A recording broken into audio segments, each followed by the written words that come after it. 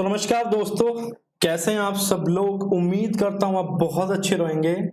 तो मेरा नाम है CA Kartik Jindal and I secured all India rank 9th in CA final examination November 2019 under new scheme. तो आज का हमारा जो टॉपिक है वो टॉपिक बहुत ही इंटरेस्टिंग है। एंड अगर आपको इंडिया स्टार्ट करने हैं और अगर आपको इंडिया का बेसिस समझना है तो ये स्टैंडर्ड समझना बहुत इंपॉर्टेंट है। इस स्टैंडर्ड का नाम है Indians 1 presentations of financial statement, Indians 1। Last video के अंदर हमने डिस्कस किया था need and applicability of Indians की हमें इंडियस की रिक्वायरमेंट क्यों है और अगर हमें इंडियस की रिक्वायरमेंट है तो वो कहां कहां पर एप्लीकेबल रहेगा।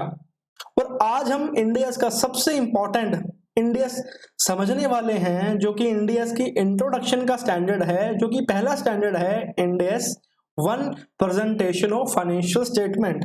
एंड हमको ये भी पता है कि Indians is conversed with IFRS. तो अगर मैं आईएफआरएस की बात करूं, लास्ट वीडियो मैंने क्या बताया था कि अगर इंडियस 1 है अगर ये इंडियस 1 है तो आईएफआरएस के अंदर क्या रहेगा, तो ये आईएफआरएस के अंदर रहेगा दोस्तों आईएएस 1 रहेगा, प्रेजेंटेशन ऑफ फाइनेंशियल स्टेटमेंट। इस स्टैंडर्ड के अंदर छोटे छोटे कार्व आउट्स हैं विच विल डिस्कस वाइल हम जब सेशन कंटिन्यू रहेगा। अब Indians 1 presentation of financial statement का है तो सबसे पहले हम बात करेंगे इस स्टैंडर्ड के ऑब्जेक्टिव के बारे में, क्योंकि अगर हमने इस स्टैंडर्ड के ऑब्जेक्टिव को समझ लिया, अगर हमने इस स्टैंडर्ड के ऑब्जेक्टिव को अच्छे से समझ लिया तो आप बिलीव करना कि ये आपका स्टैंडर्ड आपको अच्छे से समझ आ जाएगा सिर्फ ऑब्जेक्टिव से। इस स्टैंडर्ड के अंदर हमें कोई भी अकाउंटिंग नहीं करनी है। इस स्टैंडर्ड के अंदर हमें कोई भी अकाउंटिंग क्या बोलो दोस्तों नहीं करनी है। इस स्टैंडर्ड का काम है हमको सिर्फ प्रेजेंटेशन बताना, जैसे कि स्टैंडर्ड का नाम है प्रेजेंटेशन ऑफ फाइनेंशियल स्टेटमेंट। अब ऑब्जेक्टिव क्या बोलता है, इस स्टैंडर्ड का ऑब्जेक्टिव है The standard prescribe the basis for presentation of general purpose financial statement to ensure comparability with the entity financial statement of previous period and with the financial statement of other entity। दोस्तों इसका meaning क्या है, इस line का meaning क्या है, इस objective का मीनिंग ये है कि ये स्टैंडर्ड हमें डिस्क्राइब करेगा कि how to prescribe and how to present the general purpose financial statement, किसके लिए, to ensure comparability में बात करूं, जैसे कि आपने फाइनेंशियल स्टेटमेंट बनाई 18-19 की दोस्तों, आपने फाइनेंशियल स्टेटमेंट बनाई 18-19 की, हम 18-19 की बना रहे हैं तो ऑब्वियस सी बात है हम कोरोस्पोंडिंग के अंदर हम 1918 दोस्तों, हाँ तो कोरोस्पोंडिंग के अंदर हम क्या बनाएंगे 18-17 बनाएंगे दोस्तों, ठीक है। तो अगर हम इंडियस 1 यहां अप्लाई कर रहे हैं तो इंडियस 1 का ऑब्जेक्टिव है कि अगर ये यहां भी अप्लाई हुआ है तो यहां भी वो सेम टू सेम अप्लाई रहे। क्यों? Because of the comparability, because of the reliability, कि अगर आपकी फाइनेंशियल स्टेटमेंट इंडियस के यहां फिगर आ रही हैं तो यहां भी आपकी फिगर सेम आनी चाहिए, because to compare the both the year financial statement and most important with the financial statement of other entities, दूसरी एंटिटी। मान लो आपकी कंपनी है रिलायंस, आप एक मस्त बैलेंस शीट तैयार किया आपने इंडियस के अंदर, जिसपे आपने इंडियस 1 एप्लीकेबल हो गया। अब एक कंपनी और है Tata Motors, I am giving normal examples. अब टाटा मोटर्स भी इंडियस 1 अप्लाई कर रही है, लेकिन टाटा मोटर का इंडियस 1 का फाइनेंशियल स्टेटमेंट तैयार करने का जो मेथड है वो रिलायंस से डिफरेंट है। अगर मेथड डिफरेंट हो गया फिर इंडियस 1 की हमें कोई रिक्वायरमेंट नहीं है, फिर तो जो मर्जी आया वो मर्जी तैयार कीजिए। तो दैट्स व्हाई इंडियस के ऑब्जेक्टिव के अंदर ये बात लिख दी गई, टू इंश्योर कंपैरेबिलिटी, कि अगर फाइनेंशियल स्टेटमेंट की प्रेजेंटेशन रिलायंस की सेम है तो टाटा की भी सेम रहेगी, किसी एबीसी लिमिटेड कोई भी कंपनी है उसकी भी सेम रहेगी। तो that's the objective. And most important thing, what you think about journal purpose financial statement. Journal purpose financial statement उसे कहते हैं जो कि बनती है यूजर्स ऑफ फाइनेंशियल स्टेटमेंट के लिए। अब सर आप ये पूछेंगे कि अब ये यूजर क्या है। जब हम फ्रेमवर्क होता है दोस्तों अकाउंटिंग का, जब भी हम किसी बात करते हैं तो स्टैंडर्ड से पहले क्या बनता है, फ्रेमवर्क। अगर मैं फ्रेमवर्क की बात करूं, फ्रेमवर्क किसने बनाया है, आईसीएआई ने। अगर मैं फ्रेमवर्क की बात करूं आईसीएआई की, तो उसमें यूजर्स की जो डेफिनेशन में लिखा हुआ है, users are the primary requirements mean stake holders, government, debtor, creditor, ये सारे के सारे यूजर्स हैं। तो हमको उन लोगों के लिए फाइनेंशियल स्टेटमेंट तैयार करने हैं जिसको बोलते हैं जर्नल पर्पस फाइनेंशियल स्टेटमेंट। पूरे के पूरे इंडिया में आपको यही बात घूमने को मिलेगी, जर्नल पर्पस फाइनेंशियल स्टेटमेंट। दोस्तों आप बोलिए क्या, जर्नल पर्पस फाइनेंशियल स्टेटमेंट। बहुत बढ़िया दोस्तों। वो क्या बताता है, ओवरऑल रिक्वायरमेंट बताता है for the financial statement and guidelines for the structure. Structure कैसे बनेगा, जब हम कंटिन्यू करेंगे तब हम समझ जाएंगे कि कैसे कैसे इंडिया 1 तैयार करवाता है। And minimum requirement for their content. एक लाइन को नोट करना दोस्तों, क्या बोला है इसने, मिनिमम रिक्वायरमेंट। अब दिस इज ओनली इंडिया 1। हमारे पास टोटल स्टैंडर्ड कितने हैं दोस्तों, 39। हम आज हमारी जो पहली वाली वीडियो थी हमें वहां पे इसको भी डिस्कस किया था कि हमारे पास कितने हैं दोस्तों, 39। माइंड में बिठा लो कितने हैं, 39। और 39 में से एक तो हमारे पास इंडिया 1 ही है, तो बचे कितने, 38 बच गए। अगर वो स्टैंडर्ड 38 बच गए तो दैट्स मीन्स उसके भी कुछ ना कुछ प्रेजेंटेशन रिमार्क्स रहेंगे, उसके भी कुछ ना कुछ डिस्क्लोजर्स रहेंगे। सो इंडिया 1 बेसिकली हमें क्या बताता है, इंडिया 1 बेसिकली हमें क्या बताता है, इंडिया 1 बेसिकली हमें डिस्क्लोजर बताता है, हमें प्रेजेंटेशन के बारे में समझाता है कि हमको प्रेजेंटेशन कैसे करनी है। होपफुली आपको अभी तक समझ आ गया होगा। And this is minimum requirement means अगर कोई भी स्टैंडर्ड और 38 स्टैंडर्ड में कोई भी कुछ भी बोलता है तो हमें उसकी भी रिक्वायरमेंट यहाँ पे कंप्लाई करनी है। दोस्तों समझ आ गया होगा, होपफुली आपको समझ आ गया होगा। अब नॉन एप्लीकेबिलिटी की बात करते हैं। अब कोई भी स्टैंडर्ड की बात करें, कोई भी स्टैंडर्ड की सबसे पहले क्या होता है, ऑब्जेक्टिव, कि इसका क्या ऑब्जेक्टिव है। सेकंड होता है दोस्तों नॉन एप्लीकेबिलिटी, कि ये कहां कहां एप्लीकेबल नहीं होता। थर्ड होता है दोस्तों उसका स्कोप, ये तो हम सिर्फ नॉर्मल स्टैंडर्ड की बात कर रहे हैं जिसका नाम है प्रेजेंटेशन ऑफ फाइनेंशियल स्टेटमेंट।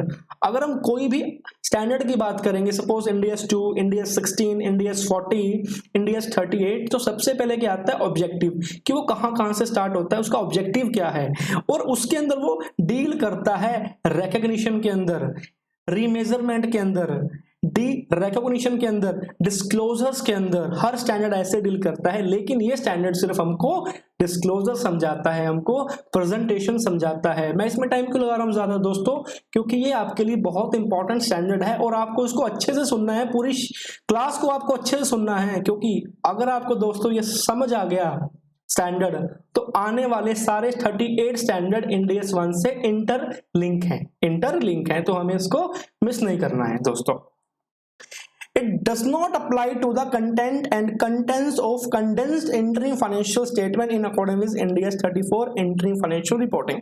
अब दोस्तों एक स्टैंडर्ड हो रहा है हमारे पास इंडियस 34 जो बताता है इंटरिम फाइनेंशियल रिपोर्टिंग।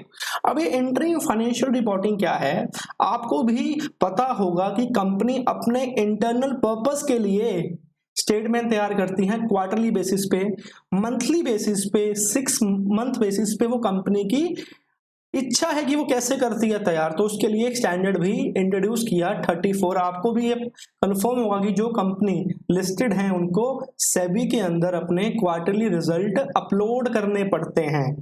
हालांकि उसमें इंडियस 34 एप्लीकेबल नहीं होता है क्योंकि उसके अंदर सेबी की खुद की गाइडलाइंस हैं कि वो कैसे तैयार करना है। लेकिन अगर कंपनी अपने इंटरनल पर्पस के लिए या किसी भी काम के लिए 1 साल से छोटा फाइनेंशियल स्टेटमेंट तैयार करती है, जिसको क्या बोला इसने, कंडेंस का मतलब है कि इंडियस 1 की कंप्लीट रिक्वायरमेंट नहीं अप्लाई करनी, आपको इंडियस 34 के अकॉर्डिंग स्टार्ट करना है, 34 के अकॉर्डिंग आपको डिस्कस करना है। तो होपफुली ये भी आपको नॉन एप्लीकेबिलिटी के बारे में समझ आ गया होगा कि इसका मीनिंग क्या है, इसका मीनिंग नहीं है दोस्तों। अब चलते हैं नोटपैड के अंदर।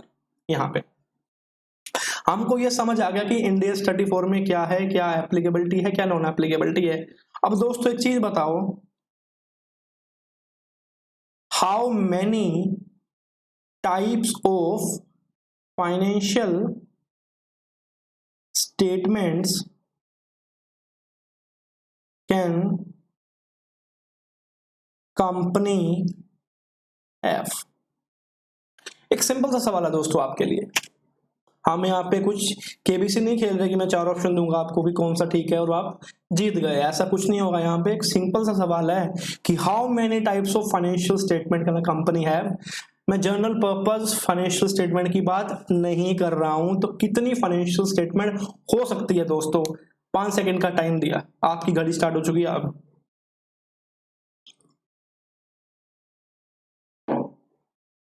अच्छा सोच लिया होगा दोस्तों आपने। देखो सिंपल सी बात है, 2 टाइप के हो सकते हैं दोस्त। 2 टाइप के कैसे? एक टाइप रहेगा स्टैंड अलोन।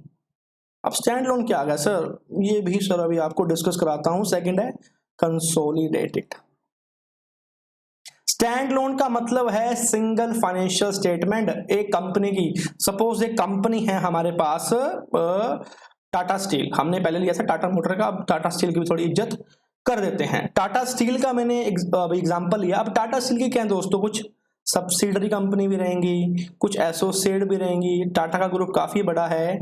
जब टाटा अपनी फाइनेंशियल स्टेटमेंट को तैयार करेगा तो उसमें टाटा स्टील कंसोलिड स्टैंड अलोन बनाएगा। मींस अकेली टाटा स्टील की फिगरें आ रही होंगी और किसी की फिगर नहीं आएंगी। लेकिन अगर हम स्टैंड अलोन कंसोलिडेटेड की बात करते हैं, दैट मींस टाटा स्टील के साथ प्लस हो जाएगी दोस्तों सब्सिडरी भी, एसोसिएट भी, सबका कॉम्बिनेशन एंड मिक्सचर हम ट्रीट करेंगे सारा का सारा ग्रुप की बैलेंस शीट, जिसको बोलते हैं कंसोलिडेटेड फाइनेंशियल स्टेटमेंट।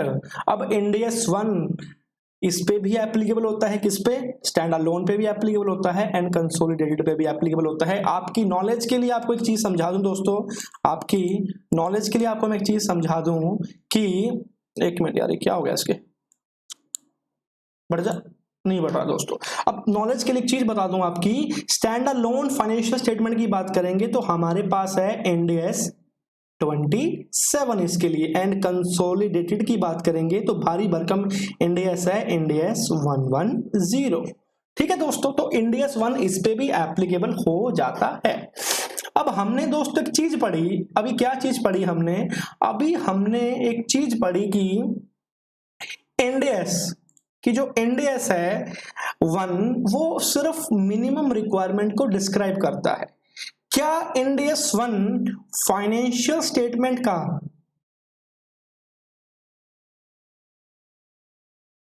फॉर्मेट बताता है दोस्तों? क्या इंडियस 1 फाइनेंशियल स्टेटमेंट का फॉर्मेट डिस्क्राइब करता है? नहीं। फॉर्मेट मींस जिस टाइप से कंपनी की फाइनेंशियल स्टेटमेंट तैयार होती हैं, बैलेंस शीट का फॉर्मेट, प्रॉफिट एंड लॉस का फॉर्मेट, क्या इंडियस 1 इसके बारे में डिस्क्राइब करता है या नहीं? तो इसका सीधा साधा आंसर है दोस्तों नहीं, क्योंकि हम ऑब्जेक्टिव में पढ़ के आए हैं कि इट इज मिनिमम रिक्वायरमेंट। ये सिर्फ मिनिमम रिक्वायरमेंट है दोस्तों, मैक्सिमम नहीं है। 38 स्टैंडर्ड है उनका भी ऐड होगा और ये सिर्फ छोटी मोटी मिनिमम रिक्वायरमेंट्स हैं।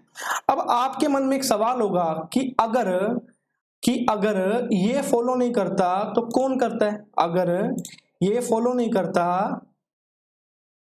तो कौन करता है दोस्तों?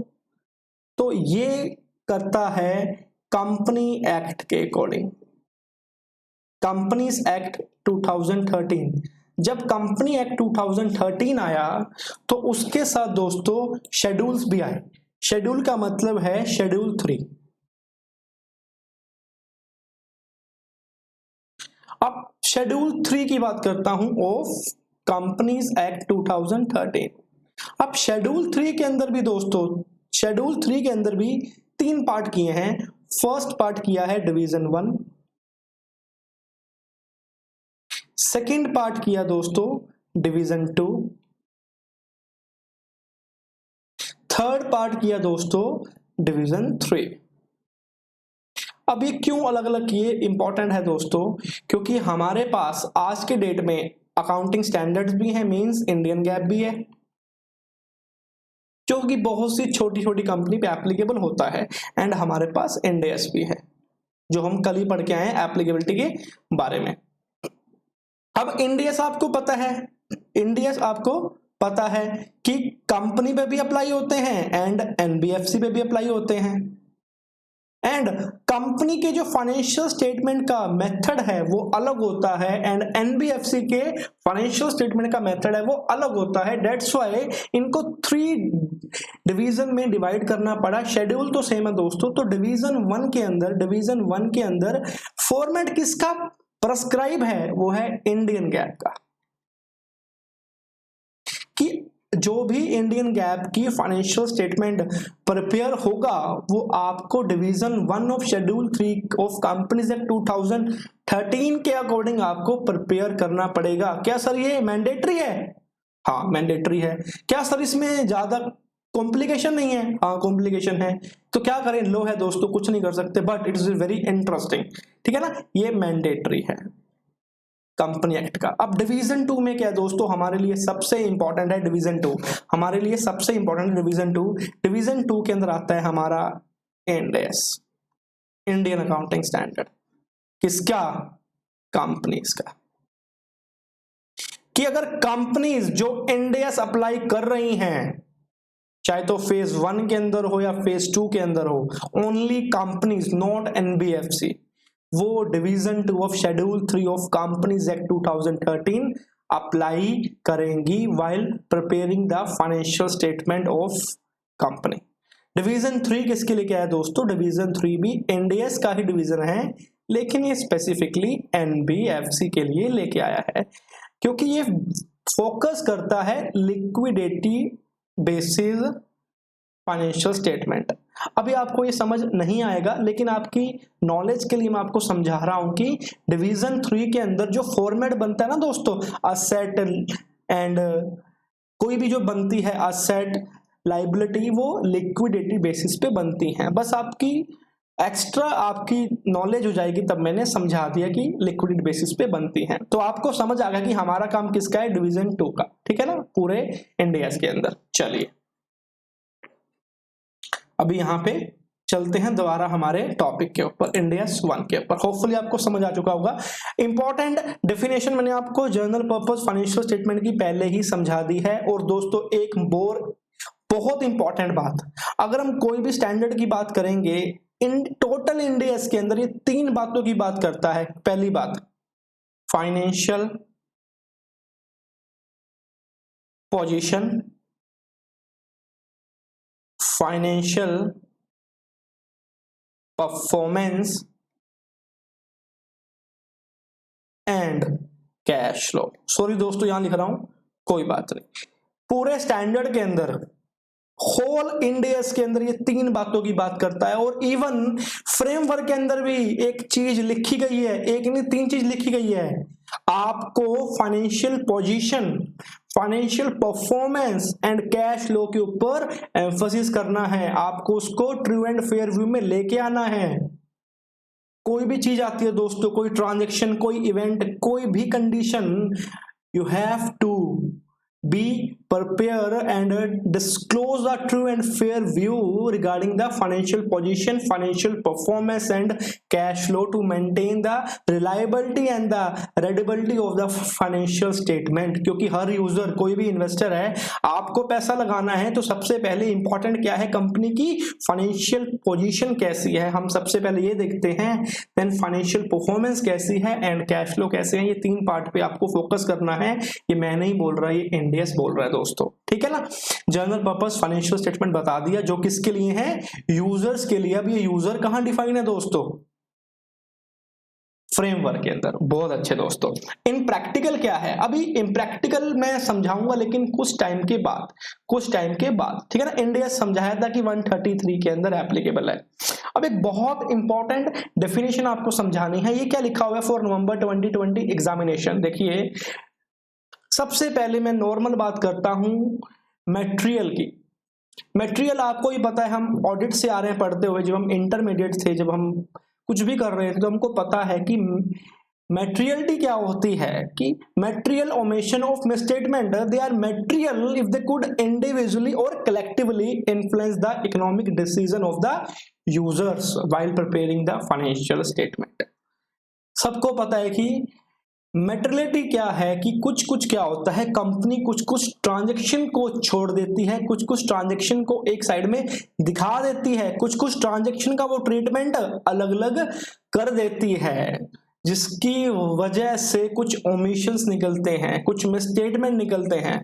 अब ये क्या बोलता है कि वो ओमिशन एंड मिसस्टेटमेंट का मटेरियल होना बहुत इंपॉर्टेंट है, because if they are not material they can not influence the economic decision of the users. अब इन्फ्लुएंस की बात क्या होती है, कि हम सिंपल लैंग्वेज में बात करते हैं।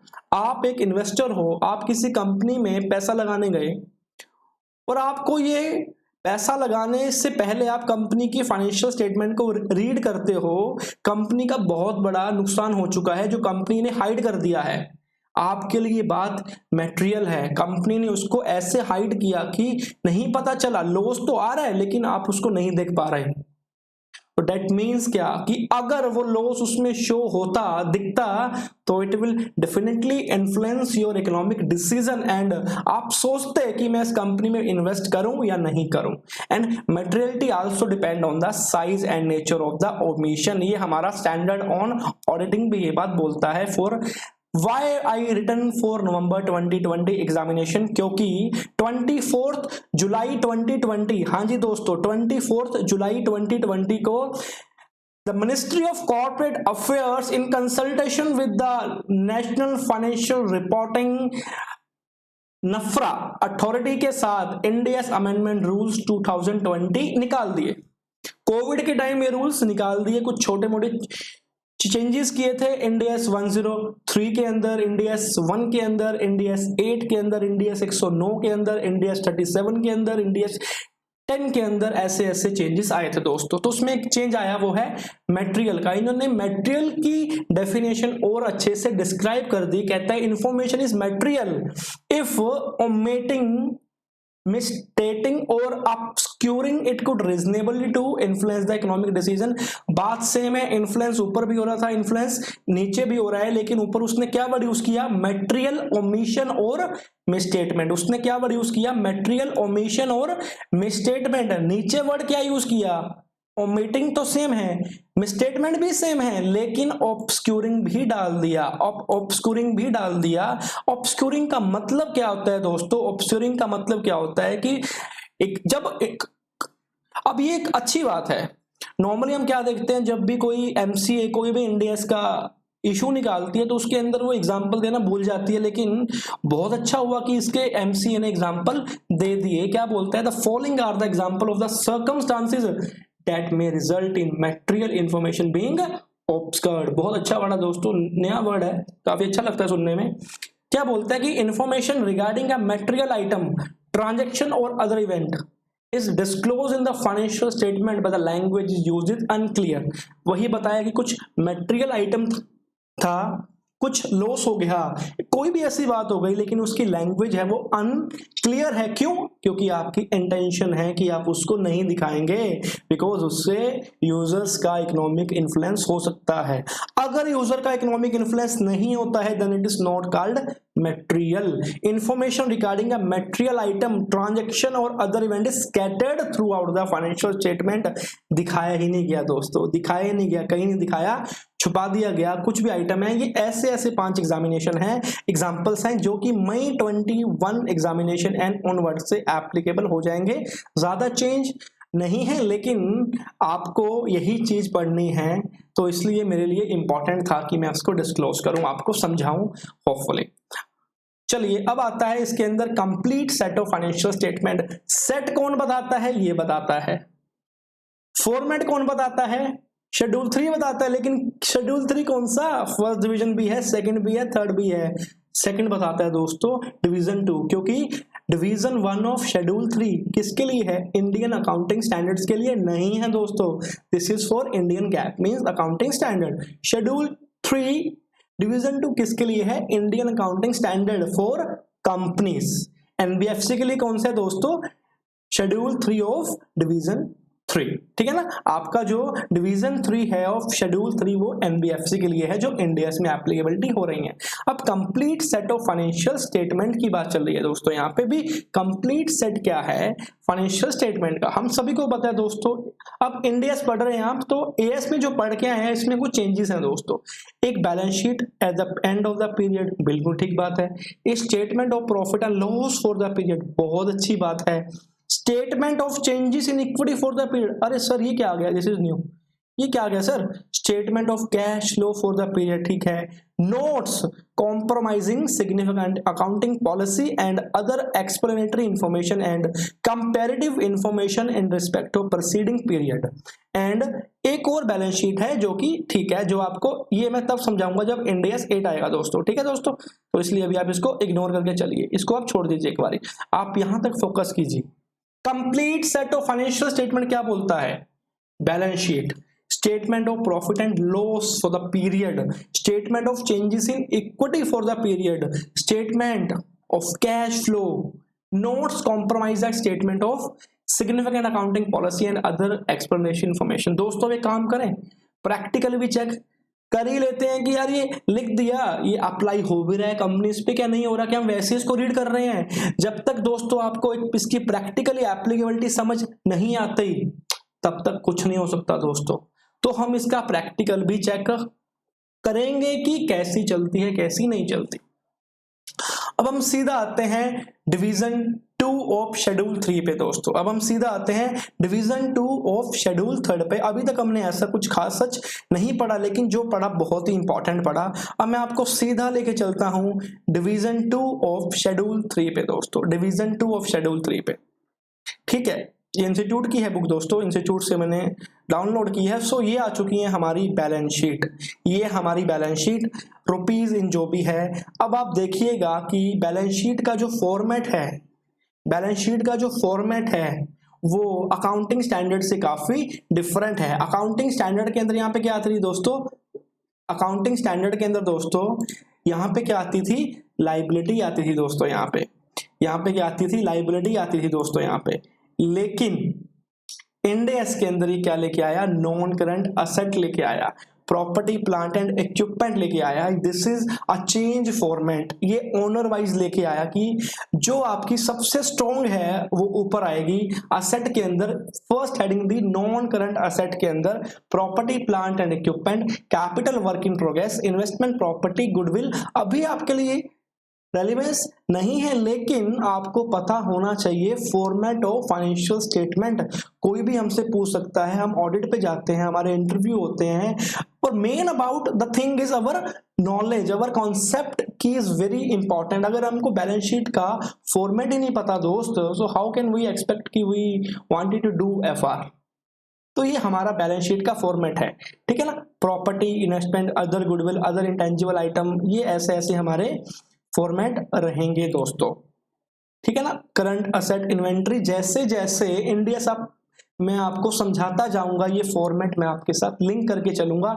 फिर आती है हमारी equity and liabilities. This is equity, this is equity share capital, other equity liability. अभी नहीं समझ आ रहा, कोई दिक्कत नहीं है, चिंता वाली बात नहीं है, लेकिन this is the format of financial statement. अभी आपको रियल के अंदर भी दिखाऊंगा कि फॉर्मेट कंपनी का कैसे चलता है। लेकिन दोस्तों एक this is statement of changes in equity, ये आपकी क्या है? Statement of changes in equity है दोस्तों। तो ठीक है दोस्तों, तो थोड़ा सा टेक्निकल आगे थी एरर, सॉरी इसके लिए। तो क्या है कि हाँ, हम पढ़ रहे थे डिवीजन 2 ऑफ शेड्यूल 3। एक बात ध्यान रखना दोस्तों, बहुत इंपॉर्टेंट बात है। Depending upon the turnover of the company, the figures appearing in the financial statement shall be rounded off as below.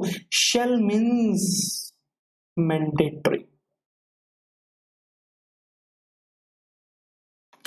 कि आपको राउंडिंग ऑफ करना in the financial statement is mandatory दोस्तों। मींस अगर आपकी अकॉर्डिंग टू टर्नओवर, सपोज करो आपकी financial statement के अंदर आपकी प्रॉपर्टी प्लांट एंड इक्विपमेंट आ रहे हैं 50 लाख के।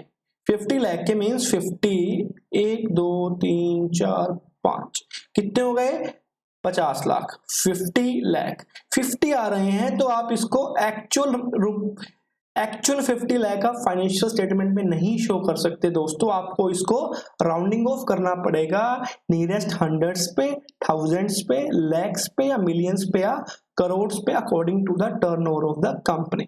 अगर आपकी turnover less than 100 crore rupees है तो आपको राउंडिंग ऑफ करना है to the nearest hundreds, thousand, lakhs और मिलियंस। इसमें मतलब करोड़ का ऑप्शन आपको नहीं दिया गया। और अगर आपकी टर्नओवर 100 करोड़ या उससे ज्यादा है तो आपको to the nearest lakhs, millions और करोड़ में यूज करना है। मींस यहाँ पे आपको 100 का ऑप्शन नहीं दिया गया। This is very important and it is mandatory. Accounting standard की बात करूं मैं, आई गैप की बात करूं तो वहां पे मैंडेटरी नहीं था, वहां पे वर्ड यूज किया गया था मे, और यहाँ पे वर्ड यूज कौन सा किया गया है, शेल। तो आपको ये भी बात ध्यान रखनी है, जिस भी कंपनी की आप ऑडिट करने जाएं या जिस भी कंपनी का आप काम करें, सबसे पहले आप ये चेक कीजिए कि राउंडिंग ऑफ की हुई है क्या नहीं की हुई। आई बिलीव कि राउंडिंग ऑफ की हुई होगी। मैंने कुछ कंपनी में देखा है कि वो राउंडिंग ऑफ ही नहीं करते। This is very big mistake, common error. तो आपको ये ध्यान रखना है कि कार्तिक जी ने समझाया था कि राउंडिंग ऑफ करना कंपल्सरी है, क्योंकि किसकी रिक्वायरमेंट है, this is not the requirement of NDS, ये एनडीएस की रिक्वायरमेंट नहीं है, this is requirement of division 2 of schedule 3 of companies act 2013 दोस्तों। तो ये पार्ट 1 है, फाइनेंशियल बैलेंस शीट हमने कंप्लीट कर ली थी, हमने पढ़ लिया था। आती है statement of changes in equity. ये आपको जब प्रैक्टिकली समझाऊंगा तब समझ आएगी अच्छे से। ये कुछ गाइडेंस दिया कि आपको कैसे बनानी है बैलेंस शीट, अभी कोई बात नहीं है, लेकिन जैसे जैसे मेरी वीडियोस अपलोड होती रहेंगी आपको समझ आता जाएगा कैसे कैसे है ये। और अब ये पूरा शेड्यूल 3 है दोस्तों, देखो कितना बड़ा शेड्यूल 3 है। अब हम पढ़ने वाले हैं profit and loss account, most important part. अब आता है प्रॉफिट एंड लॉस अकाउंट। ये this is India's profit and loss account. Revenue from operations, other income, total expenses में कॉस्ट ऑफ मटेरियल कंज्यूम्ड, ये दे दिया आपको। Profit and loss before exceptional items and tax, before exceptional item and tax, ये आपको उसने profit and loss दे दिया before exceptional item and tax. अब exceptional item है दोस्तों, एक चीज याद रखना, in Ind AS extraordinary items prohibited है दोस्तों। As per Ind AS 1 a company cannot show an extraordinary item, company extraordinary item show नहीं कर सकती, प्रोहिबिटेड है। प्रोहिबिटेड इसलिए की हैं दोस्तों, क्योंकि इसलिए इंपॉर्टेंट थी क्योंकि अगर हम इसको एक्स्ट्रा ऑर्डिनरी आइटम को भी डाल लेते इस अकाउंटिंग, इस प्रॉफिट एंड लॉस के अंदर, तो हमारा प्रॉफिट एंड लॉस काफी हैवी हो जाता, क्योंकि extra ordinary item in the nature of ordinary business भी हो सकती थी, in the nature of ordinary business भी हो सकती थी। लेकिन अब इसमें एक ऑप्शन दे दिया एक्सेप्शनल आइटम्स का, कि अब कोई भी ऐसी आइटम है, जैसे कि अब कोविड-19 का इंपैक्ट आया, अब कोविड-19 का इंपैक्ट से जो भी आपकी लॉस हुआ, because now the companies are suffering, तो आप उसकी जगह एक्स्ट्रा ऑर्डिनरी नहीं दिखाओगे, आपको सिर्फ एक्सेप्शनल आइटम ही दिखानी है। And profit and loss before exceptional item and tax, and ये आ चुके हैं आपके tax expenses, current tax and deferred tax, जो भी हम पढ़ेंगे before, and profit and loss for the continuing operation and profit and loss from the discontinuing operation. दो type के होते हैं ऑपरेशन, कंटिन्यू एंड डिसकंटिन्यू। ये कुछ कंपनीज में अवेलेबल होते हैं डिसकंटिन्यू ऑपरेशन। ये हम जब इंडियस 105 रीड करेंगे तब ये समझ आ जाएगा कि डिसकंटिन्यूड ऑपरेशन क्या होते हैं। अब ये दोस्तों आ चुका है आपका टैक्स, अब आ चुका है यहाँ पे आपका profit and loss for the period.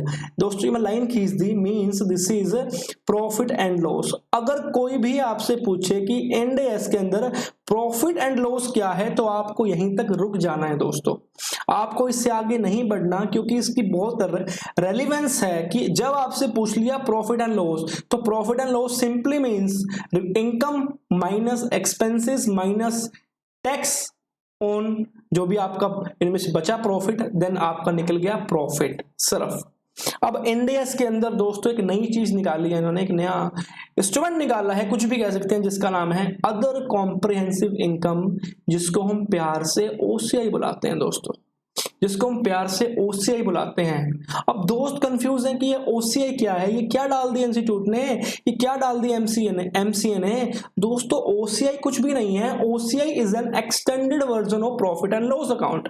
OCI is an extended version of profit and loss account and it deals with the non cash और नोशनल इनकम और एक्सपेंसेस नेचर। इसके अंदर सिर्फ नॉन कैश आइटम आएंगी जो बिजनेस के operating activity से link नहीं करती हैं। They are all non cash expenses, they are और नोशनल एंट्रीज जो हम पास करते हैं। फॉर एग्जांपल बात कर रहा हूं मैं रिवैल्यूएशन रिजर्व की, इसको आप दोस्तों एज अ रिजर्व भी करें ट्रीट, क्योंकि अगर हम इंडियन गैप की बात करते हैं तो हम रिवैल्यूएशन को कहां लेके जाते हैं दोस्तों, हम रिवैल्यूएशन को रिवैल्यूएशन रिजर्व के अंडर लेके जाते हैं, under the reserve and surplus. तो this is an extended version of profit and loss account. घबराना नहीं है, कुछ नहीं है, बहुत आसान है, क्योंकि हमारी प्रॉफिट एंड लॉस यहां तक आ गई है। तो क्या किया, it is extended version of profit and loss account, जिसके अंदर नॉन कैश एक्सपेंसेस की आइटम आती हैं। और इसके अंदर भी दो पार्ट दे दिए, item that will not be reclassified to profit और लॉस। अब इसके अंदर दोस्तों कुछ ऐसी आइटम हैं, अब कुछ ऐसी आइटम हैं जो आपकी अगर ओसीआई के अंदर आ गई यहां पे, तो वो दोबारा प्रॉफिट एंड लॉस के अंदर, प्रॉफिट एंड लॉस की क्या, प्रॉफिट एंड लॉस यहां पे this is profit and loss, this is profit and loss, यहां तक क्या है प्रॉफिट एंड लॉस, मींस वो ऊपर जा सकती हैं एंड उनका रिलेटेड टैक्स इंपैक्ट, क्योंकि अगर आप ऊपर डेफर्ड टैक्स ले रहे हो तो ऑब्वियसली बात है यहां भी डेफर्ड टैक्स आएगा। And item that will be reclassified to profit and loss account, कुछ आइटम है बेटा जो नोशनल की यहां पे आ जाती हैं और बाद में जब उनका ट्रांजैक्शन कंप्लीट हो जाता है तो वो आइटम फिर प्रॉफिट एंड लॉस में रूट हो जाती हैं। मतलब अगर सपोज करो यहाँ पे 50 रुपीज आ गया दोस्तों और बाद में वो एंट्री ठीक हो गई, वो आपकी रियलाइज हो गई, तो आप यहाँ पे 50 रुपीज माइनस कर दोगे सिंपल, और प्रॉफिट एंड लॉस में ऐड कर दोगे, एज सिंपल इज दैट। ठीक है, अब सवाल ये उठता है कि ओसीआई के अंदर कौन कौन सी आइटम आएंगी और क्यों आएंगी। ओसीआई के अंदर दोस्तों वही 2 आइटम आएंगी, 2 टाइप की। First which is required by end S. कुछ आइटम तो इंड एस खुद ही बोल देते हैं कि आप इसको ओसीआई में लेके जाओ। For example end S 16 property plant and equipment. End S 16 क्या बोलता है कि अगर कंपनी का कोई भी रिवैल्यूएशन सरप्लस आया, कोई भी रिवैल्यूएशन गेन आया, तो आप इसको अदर कॉम्प्रिहेंसिव इनकम में लेके जाओगे। कहां पे, item that will not be reclassified to profit and loss के अकाउंट के अंदर। ठीक है, ऐसे काफी इंडियस बोलते हैं, इंडियस 19 भी बोलता है, इंडियस 109 भी बोलता है। For example cash flow hedge, अगर कैश फ्लो हेज का कोई भी नॉशनल गेन या लॉस होता है तो आपका कहां पे आएगा, that will be reclassified to profit and loss के अंदर। क्यों, क्योंकि वो स्पेसिफिकली इंडियस बोलता है। एंड सेकेंड चीज कौन सी आएगी, which is not required in P&L, और ऐसी आइटम जो प्रॉफिट एंड लॉस के अंदर नहीं आएंगी। मैं फिर से बता रहा हूं दोस्तों, प्रॉफिट एंड लॉस कहां तक है, आपका इस पॉइंट तक है दोस्तों, आपका इस पॉइंट तक है। इस पॉइंट के बाद आपका एक्सटेंडेड पार्ट स्टार्ट हो जाता है, जिसको बोलते हैं अदर कॉम्प्रिहेंसिव इनकम। अगर हम प्रॉफिट एंड लॉस जो हमारा यहां तक निकला और अदर कॉम्प्रिहेंसिव इनकम को जोड़ दें तो क्या बनता है दोस्तों, तो बनती है टोटल कॉम्प्रिहेंसिव इनकम, तो बनती है total comprehensive income for the period. अगर कोई भी स्टैंडर्ड में आपको यूज करता है word total comprehensive income, so that means आपको ये वाला पार्ट लेना है। अगर कोई स्टैंडर्ड में सिर्फ वर्ड यूज करता है प्रॉफिट एंड लॉस, तो आपको सिर्फ ये वाला पार्ट लेना है। For example Indians 33 earning per share, मेरे पास क्वेरी आती है कि क्या सर अर्निंग पर शेयर के अंदर हमको अदर कॉम्प्रिहेंसिव इनकम का प्रॉफिट इंक्लूड करना है या नहीं करना। नहीं करना दोस्तों, क्योंकि इंडियस 33 क्या बोलता है, अर्निंग पर शेयर उस पे निकालनी है किस पे? प्रॉफिट पे which is attributable to the ordinary share holder. तो वो टोटल कॉम्प्रिहेंसिव इनकम की बात नहीं करता है, वो सिर्फ प्रॉफिट एंड लॉस की बात करता है। तो ये चीज आपको ध्यान रखनी है। और अगर किसी कंपनी में ऐसा किया हुआ है कि जिसने अदर कॉम्प्रिहेंसिव इनकम को इंक्लूड किया है, तो वो सरासर गलत है। ठीक है, होपफुली आपको समझ आ गया होगा कंप्लीट स्ट्रक्चर पूरा का पूरा। अब कुछ कुछ इंपॉर्टेंट बात, और बहुत ही इंपॉर्टेंट बात, क्योंकि हम प्रॉफिट एंड लॉस के बारे में पढ़ रहे हैं, तो हमें प्रॉफिट एंड लॉस के बारे में कंप्लीट पता होना चाहिए दोस्तों। तो मैं नहीं चाहता कि मैं कुछ यहाँ पे फ्लो करूं, आई विल एक्सप्लेन यू, जितनी मुझे है नॉलेज आपको मैं जरूर वो एक्सप्लेन करूं। एंड मैं हमेशा एक बात मानता हूं कि याद करने से कुछ नहीं होता, आप अगर प्रैक्टिकल थिंग्स को समझ के अंडरस्टैंड करोगे दोस्तों, तो बिलीव मी, आपकी जो ज्ञान है आपका वो बहुत इंक्रीज रहेगा, और आपका जो कॉन्फिडेंस है वो भी इंक्रीज रहेगा। और अगर आप एक सीए के बच्चे हो या आप सीएमए के स्टूडेंट हो, तो आपको एग्जामिनेशन के अंदर अगर आपके कॉन्सेप्ट स्ट्रॉन्ग हैं, तो क्वेश्चन सोल्व करने से दोस्तों आपको कोई नहीं रोक सकता। एक इंपॉर्टेंट बात दोस्तों, प्रॉफिट एंड लॉस की बात करूं तो दिस इज, जो ये एक्सपेंसेस है दोस्तों, this is based on nature classification. ये जो प्रॉफिट एंड लॉस अकाउंट है दोस्तों, ये नेचर क्लासिफिकेशन के अंदर बेस किया गया है। अब ये नेचर का मतलब क्या है दोस्तों? अब मैं बताता हूं, सपोज मेरी एक कंपनी है, कार्तिक कंपनी, ठीक है, कंपनी है, तो क्या करती है आपको ही पता है कि ये कंपनी के अंदर अलग अलग डिपार्टमेंट होते हैं। सेल्स अलग होता है, परचेज अलग होता है, एडवर्टाइजमेंट अलग होता है, काफी अलग अलग डिपार्टमेंट होते हैं। एंड ऑब्वियस सी बात है, हर एक डिपार्टमेंट का अपना अपना एक्सपेंस होता है, हर एक डिपार्टमेंट के अपने अपने एक्सपेंसेस होते हैं, अपने अपने finance cost, employ benefit expenses, depreciation expenses सबके अलग अलग होते हैं। तो अगर आप फॉर एग्जांपल, ये आपका है दिस इज लाइक सेल्स, आप क्या करोगे, एक्सपेंसेस के अंदर, सेल के अंदर डेप्रिसिएशन अलग दिखाओगे, फाइनेंस कॉस्ट अलग दिखाओगे, फिर आप परचेज डिपार्टमेंट लोगे, डेप्रिसिएशन अलग दिखाओगे, फाइनेंस कॉस्ट अलग दिखाओगे, एम्प्लॉय बेनिफिट एक्सपेंसेस अलग दिखाओगे। क्या ये इंडियस के अंदर अप्लाई होगा? नहीं दोस्तों।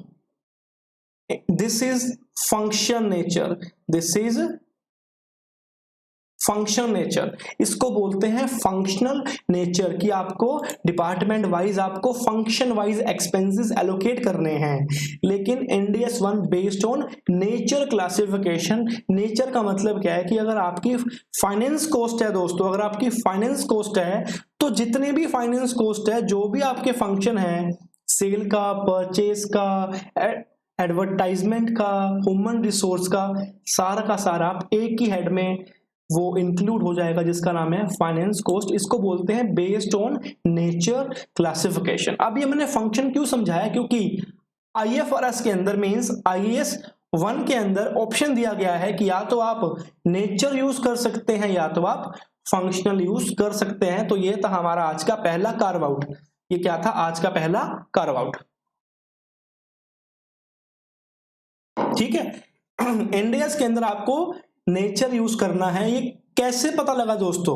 ये पता लगा मुझे पैरा 99 ऑफ इंडियस 1, उसमें लिखा हुआ है दोस्तों, पैराग्राफ 99 के अंदर, बेयर टेक्स्ट के अंदर की based on nature classification. And जब हम IAS 1 रीड करते हैं तो उसमें ऑप्शन दिया है कि a company can prepare their profit and loss as per functional और नेचर क्लासिफिकेशन। होपफुली आपको ये भी समझ आ गया होगा, बहुत ही इंपॉर्टेंट इंफॉर्मेशन थी दोस्तों आपके लिए। अब एक और बात करते हैं दोस्तों। अब इंडियस के अंदर आपको पता है कि OCI is an extended version. OCI क्या है? आपका एक्सटेंडेड वर्जन है। तो IFRS के अंदर आपको ऑप्शन दिया गया है कि आप प्रॉफिट एंड लॉस अलग बनाओ, OCI अलग बना सकते हो। This is an option given in IFRS, लेकिन इंडियस के अंदर ऑप्शन नहीं दिया गया, आपको सिंगल स्टेटमेंट ही तैयार करना होगा। ठीक है, होपफुली क्लियर हो गया होगा आपके प्रॉफिट एंड लॉस अकाउंट भी, ठीक है ना। उसके बाद अर्निंग पर शेयर जो भी है आगे पढ़ेंगे, हो जाएगा। अब लास्ट कार्व आउट दोस्तों, इंडियस के अंदर हम बोलते हैं बैलेंस शीट, IFRS के अंदर हम क्या बोलते हैं? स्टेटमेंट ऑफ फाइनेंशियल पोजीशन, ये हम दोस्त बोलते हैं IAS 1 के अंदर, ठीक है ना। ये भी एक छोटा सा कार्व आउट है आपके लिए, होपफुली आपको समझ आ गया होगा, ठीक है। हमने क्या पढ़ा दोस्तों, हमने पढ़ा था कि complete set of financial statement 1 2 3 4 5 6 क्या ये फॉलो हो रहे हैं क्या नहीं हो रहे, आपके सामने भी लाइव दिखाते हैं कि फॉलो हो रहे हैं। एक कंपनी है बेटा दोस्तों जिंदल सॉ लिमिटेड, इसकी ऑडिट की है PwC ने। तो अब आते हैं हमारे पास बैलेंस शीट दोस्तों। पहली कंडीशन कंप्लीट हो गई कि बैलेंस शीट हमारे पास आ चुकी है, ये बैलेंस शीट है प्रॉपर, और देखो कि डिवीजन 2 पे बेस है, property plant and equipment capital work in progress, वही सेम चलता आ रहा है फॉर्मेट। तो पहली कंडीशन कंप्लीट हो गई कि बैलेंस शीट चाहिए हमको, ठीक है। सेकंड क्या था दोस्तों, याद कीजिए प्रॉफिट एंड लॉस, और सिंगल स्टेटमेंट थी, OCI भी होनी चाहिए इसके अंदर इंक्लूड। तो आ चुकी है आपके सामने income, same expenses, total expenses.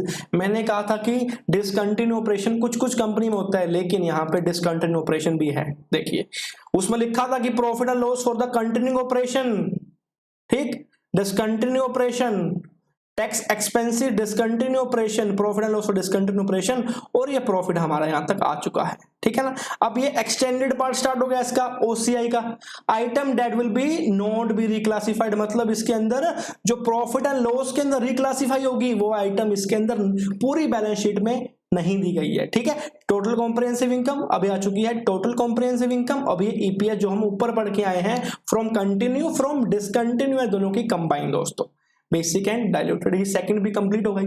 Third क्या था, statement of changes in equity, हाइला दोस्तों ये ऐसे ये है, this is statement of changes in equity, ये भी इसने कंप्लाई किया हुआ है। फोर्थ क्या था, कैश फ्लो, कैश फ्लो भी आ गया दोस्तों हमारे पास, कंप्लीट कैश फ्लो है दोस्तों। फिफ्थ क्या था, नोट्स, फिफ्थ क्या था, नोट्स, देखते हैं नोट्स आएंगे नहीं आएंगे। Notes to stand alone financial statement, आप अगर स्टैंड अलोन पढ़ रहे हैं तो समझाया था कि दो टाइप की बैलेंस फाइनेंशियल स्टेटमेंट बनती है, एक तो इंडिविजुअल कंपनी की, एक उसके पूरे ग्रुप की। तो ये किसकी अभी तक हम ग्रुप की पढ़ रहे हैं, नोट्स भी आ गया, तो मतलब इसने NDS 1 की अभी तक तो कंप्लाई किया हुआ है, ठीक है। आप कोई भी कंपनी की देखना ऐसी किया होगा, कोई भी कंपनी जिसपे NDS एप्लीकेबल होता है दोस्तों, ठीक। This is complete set of financial statement हो चुका है। Statement of profit and loss analysis पूरा समझा दिया है आपको कि OCI में क्या है, अदर कंपोनेंट बता दिया है। प्रॉफिट एंड लॉस मैंने बताया था कि क्या है, इनकम है less expenses excluding the component of other comprehensive income. Reclassification adjustment मैंने आपको समझा दी थी कि अगर कोई OCI के अंदर उसने हेडिंग में शिफ्ट किया हुआ है कि which item which is reclassified to profit and loss, और अगर रिक्लासिफाई हो जाती हैं तो उसको बोलते हैं हम रिक्लासिफिकेशन एडजस्टमेंट। ये भी हमारा डिस्कस हो चुका है। टोटल कॉम्प्रिहेंसिव इनकम क्या होती है, profit and loss plus other comprehensive income. और मैंने बताया था कि आपको सिंगल स्टेटमेंट ही तैयार करना है इंडियस के अंदर, लेकिन IFRS के अंदर ऑप्शन दे दिया है कि प्रॉफिट एंड लॉस आप अलग बना सकते हो एंड अदर कॉम्प्रिहेंसिव इनकम आप अलग से बना सकते हो, ऑप्शनल है, मैंडेटरी नहीं है। एंड आपको nature of expense method follow करना है। एंड मैंने आपको बताया था कि IFRS के अंदर आपको कार्व आउट दिया हुआ है कि you can include nature wise expenses और फंक्शन वाइज, ठीक है ना। नेचर या फंक्शन आप कोई भी कर सकते हो, लेकिन NDS 1 सिर्फ नेचर वाइज को ही बोलता है। एंड एक बात और बताई थी कि entity shall not present any item of income expenditure as extraordinary item, वो नहीं प्रेजेंट करेगा। अभी कहां लिखा हुआ है दोस्तों, ये लिखा हुआ है पैरा 87 ऑफ NDS 1 के अंदर लिखा हुआ है कि एक्स्ट्राऑर्डिनरी वो नहीं बताएगा। अब एक कुछ बात लिखी हुई है कि अगर कुछ आइटम मटेरियल है तो आप प्रॉफिट एंड लॉस के अंदर उसको सेपरेटली डिस्क्लोज कर देना, ठीक है ना। डिस्क्लोज सेपरेटली क्या क्या हो सकती हैं, disposal of investment, item of PPE, because this is not a nature of your regular operation if they are material. अब मटेरियल हम ऊपर पढ़ के आए हैं कि information is material if main omission misstatement, और कौन सा नया वर्ड आ गया अब, ऑब्सकर्ड, जो मई 21 के से एप्लीकेबल है। कहां से निकली, 24 जुलाई 2020 को MCA की अनाउंसमेंट आई थी, इंडियस अमेंडमेंट रूल 2020 वहां से मटेरियल की डेफिनेशन निकली। तो पूरे इंडिया के अंदर जहां भी मटेरियल वर्ड यूज करके आपको वो डेफिनेशन इंक्लूड करनी है, माननी है।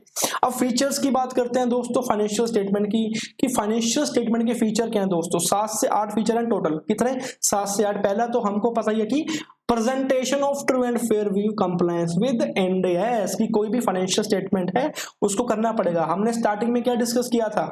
Financial position, financial performance and cash flow. वही आ चुका है दोस्तों, वही आ चुका है, ठीक है ना, कि हमको इस पे फोकस करना है। And second thing is that this is very important, this is very very important. ये चीज दोस्तों बहुत इंपॉर्टेंट है, ये चीज दोस्तों बहुत इंपॉर्टेंट है। कौन सी? ये वाली चीज, दिस इज वेरी इंपॉर्टेंट। ये क्या है दोस्तों? इसको कौन बताता है? इसको बोलते हैं दोस्तों पैरा 16 ऑफ, ये पैरा नंबर दोस्तों याद कर लो, इंपॉर्टेंट है, इंडेस 1। पैरा 16 ऑफ इंडेस 1 क्या बोलता है? An entity whose financial statement comply with Ind AS shall make an explicit and unreserved statement of such compliance in the notes. An entity shall not describe financial statement as complying with Ind AS unless they comply with all the requirement of Ind AS। ये standard क्या बोलता है कि अगर company को अपने notes के अंदर ये इंफॉर्मेशन देना कंपलसरी है कि उसने पूरे के पूरे Ind AS एप्लीकेबल किए हैं, कंपनी जब तक कंप्लीट Ind AS कंप्लाई नहीं करेगी, दे can not give note in their financial statement कि उसने पूरे के पूरे किए हैं। लेकिन कुछ एक एक्सेप्शन दी हुई है कि इन एक्सट्रीमली रेयर सर्कमस्टांसेस, कुछ एक एक्सेप्शन है कि अगर मैनेजमेंट नॉट ऑडिटर, ध्यान रखना बेटा, मैनेजमेंट का वर्ड यूज किया है कि इफ मैनेजमेंट को लगता है, इफ द मैनेजमेंट कंक्लूड कि कंप्लायंस जो Ind AS के हैं they should be misleading to the investor, they should be conflict with the objective of the framework, they should conflict with the financial position, financial performance and cash flow of the entity, they can depart from the such standard।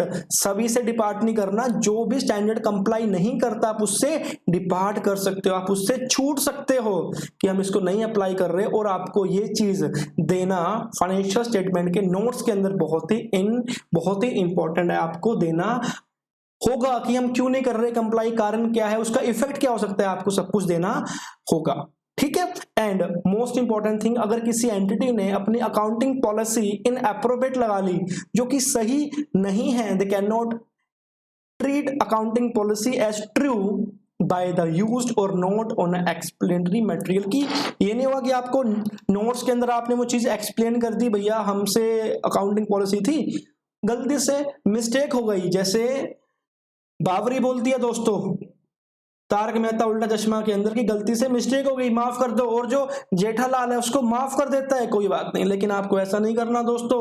Ind AS 1 बहुत सख्त है, वो बोलता है गलती से mistake भी हो गई तब कुछ नहीं हो सकता, आपको Ind AS 8 के प्रोविजन अप्लाई करने पड़ जाएंगे, ठीक है दोस्तों। अब ये चीज आप सोचते हो सर ऐसा होता है, वाकई कंपनी लिखती है? बिल्कुल लिखती है दोस्तों, यही फाइनेंशियल में दिखाते हैं, नोट्स है आपके पास, ये लिखा हुआ है दोस्तों, देखो ये लिखा हुआ है, the stand alone statement comply in all material expect with Ind AS notified under section 133। हमको पता है Indian accounting standard rule and other provision of the act, the company has consistently applied accounting policy use in the preparation of the all period. लिखा है company ने यहाँ पे, मतलब company सही जा रही है, कंपनी ने सारे के सारे Ind AS कंप्लाई किए हैं दोस्तों। अब एक आपसे सीधा सवाल है दोस्तों, मैं कंपनी हूं और आप हो कंपनी के ऑडिटर, ऑडिटर को लगता है कि कंपनी Ind AS की रिक्वायरमेंट्स को कंप्लाई नहीं कर रही, किसको लगता है? ऑडिटर को। लेकिन मैनेजमेंट को क्या लगता है कि हम तो कंप्लीट Ind AS की रिक्वायरमेंट को कंप्लाई कर रहे हैं। तो ऑडिटर कंपनी को बोलता है कि you can not give explicit and unreserved statement of notes in your note, आप अपनी नोट्स के अंदर ये चीज नहीं दे सकते क्योंकि आप कंप्लाई नहीं कर रहे। ये किसको लगता है? ऑडिटर को। लेकिन Ind AS 1 बोलता है ऑडिटर को कुछ भी लगे हमें नहीं मतलब, अगर मैनेजमेंट को लगता है कि management has complied with the Ind AS तो ऑडिटर उसको नहीं रोक सकता वो नोट फाइनेंशियल स्टेटमेंट के अंदर देने से। लेकिन अब ऑडिटर के पास क्या ऑप्शन है? ऑडिटर के पास तो सबसे बड़ा हथियार है audit report. They can report in the key audit matter, they can report in the EOM, they can report, they can even qualified the audit report. ठीक है दोस्तों, होपफुली समझ आ गया होगा आपको। ये क्वेश्चन वही है, क्वेश्चन नंबर 1 वही है, आप इसको अच्छे से समझ लेना और जो फाइल है नीचे डिस्क्रिप्शन बॉक्स में आप उसको डाउनलोड करके अच्छे से समझ लेना। सेकंड है गोइंग कंसर्न। दोस्तों सबको पता है कि कोई भी फाइनेंशियल स्टेटमेंट बनती है, हमारा मेन पर्पस क्या रहता है कि we have to prepare the financial statement in a going concern. ये भी किसकी बात करती है? मैनेजमेंट की। मैनेजमेंट को लगता है कि management either intend to liquidate the entity, की मैनेजमेंट को लगता है कि हम तो एंटिटी को लिक्विडेट कर देंगे या कुछ ट्रेडिंग कीज कर देंगे या कुछ अल्टरनेटिव नहीं है हमारे पास, सो वो गोइंग कंसर्न के नहीं बना सकती। फॉर एग्जांपल दोस्तों, मेरी कंपनी है, मेरी कंपनी के पास एक ही काम है जो है ठीक है, हमारे पास ये काम है, डिगिंग का काम है।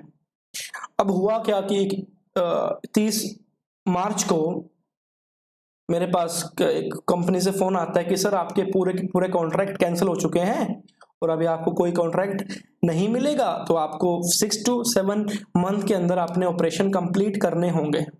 तो इससे क्या हुआ दोस्तों, इससे क्या हुआ कि मेरे पास कोई बिजनेस नहीं है, आई एम कीजिंग ट्रेडिंग। तो अगर उस केस में हमको लगता है कि हम बिजनेस नहीं कर पाएंगे, we have doubt upon the ability to continue as a going concern, then हम गोइंग कंसर्न कंजप्शन यूज नहीं कर सकते। उस केस के अंदर हमको कैसे बनाएंगे?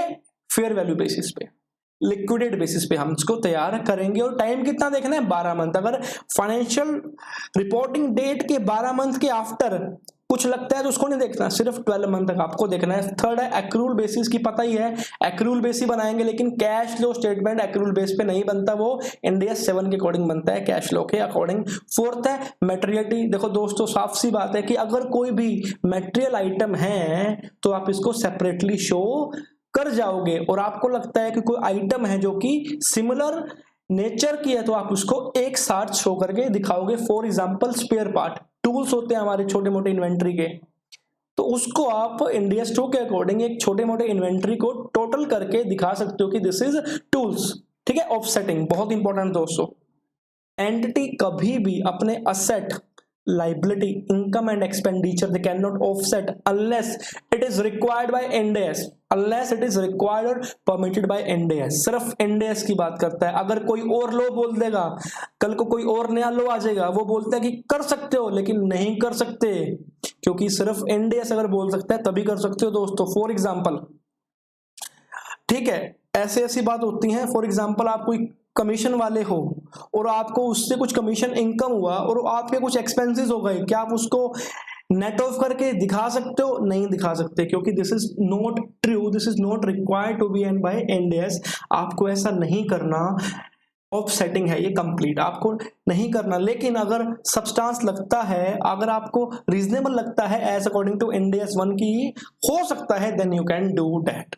फ्रीक्वेंसी ऑफ रिपोर्टिंग दोस्तों, एटलीस्ट 1 साल में 1 बार आपको रिपोर्टिंग करनी कंपलसरी है, आपको रिपोर्टिंग करनी कंपलसरी है। एटलीस्ट एनुअली आपको देना कंपलसरी है, वो तो ऑब्वियस सी बात है, अंडरस्टूड बात है कि एटलीस्ट 1 टाइम तो रिपोर्ट होगा ही होगा 12 मंथ के अंदर। अगर उसने 12 मंथ से छोटी कुछ कर दी, मान लो कुछ लिक्विडेट हो गया, कुछ लगता है कि उसको इट्स एन इमरजेंसी कि वो 12 मंथ से कम करना चाह रहा है, तो उसको उसका रीजन भी देना होगा कि क्यों कर रहे हैं, या लॉन्गर पीरियड भी करना चाह रहा है। अब उसने लॉन्गर वर्ड यूज किया, कई बार कंपनी बेटा इनकॉर्पोरेट होती है नहीं, और आपको पता है कि अगर कंपनी 1 जनवरी को इनकॉर्पोरेट हुई है तो क्या कर सकती है, अगर कंपनी 1 जनवरी 18 को इनकॉर्पोरेट हुई है, वो चाहती है कि वो 31 मार्च 19 के अकाउंट नहीं बनाए, तो वो एक साथ 15 मंथ के अकाउंट 31 मार्च 20 में बना सकती है। तो उस केस में उसको जस्टिफिकेशन देना कंपलसरी रहेगा दोस्तों। ठीक है दोस्तों, चलिए consistency of presentation. Consistency of presentation का मतलब ये है कि दोस्तों अगर कोई चीज आपकी करंट असेट है, कोई चीज आपकी करंट असेट है, अगले साल आप बोलते हो कि मैं इसको नॉन करंट में लेके जा रहा हूं, नहीं लेके जा सकते दोस्तों, अनलेस एंड अनटिल अगर आपका उससे फिर से वही वर्ड यूज हो रहा है, financial performance, financial position and cash flow में इंप्रूवमेंट आती है, आपकी फाइनेंशियल स्टेटमेंट अच्छी बन जाती हैं, they are more reliable, they are more appropriate, then you can do that changes. और अगर इंडियस 8, जब हम कल आगे जो क्लास रहेगी हमारी इंडियस 8 की, अगर हम इंडियस 8 की रिक्वायरमेंट को कंप्लाई कर देते हैं देन तब भी हो जाएगा। और अगर किसी इंडेस ने बोल दिया कि आपको ये चेंज करनी पड़ेगी, फॉर एग्जांपल कोई एमसीए ने नया रूल निकाल दिया और उसमें रूल में बोलते हैं कि आप इसको नहीं दिखा सकते करंट, तब भी वो एप्लीकेबल हो जाएगा, तब भी वो चेंज है। कंपैरेटिव इंफॉर्मेशन की मिनिमम रिक्वायरमेंट, हमको पता है कि an entity shall present as minimum two balance sheet, हम जो भी देख के आए हैं, two profit and loss, two cash flow, two statement change in equity and notes, अभी हमने देखा ही है। तो ये आपके फीचर्स रहेंगे। क्वेश्चन आप खुद पढ़ लेना दोस्तों, बहुत आसान है, अगर कोई भी क्वेरी लगती है यू कैन टेक्स्ट मी। अब स्ट्रक्चर एंड कंटेंट की बात करूंगा, ये पूरा का पूरा फोकस करता है दोस्तों डिस्क्लोजर्स पे, ये पूरा का पूरा स्टैंडर्ड फोकस करता है डिस्क्लोजर पे। अब एक चीज दोस्तों बहुत इंपॉर्टेंट बात है, आपको पता है कि कंपनी की एनुअल रिपोर्ट के अंदर बहुत सारी रिपोर्ट होती हैं, board report, environmental report, value edit report, director responsibility statement, और बहुत सारी रिपोर्ट होती हैं। क्या वो इंडियस का पार्ट है? क्या इंडियस उस पर एप्लीकेबल होगा?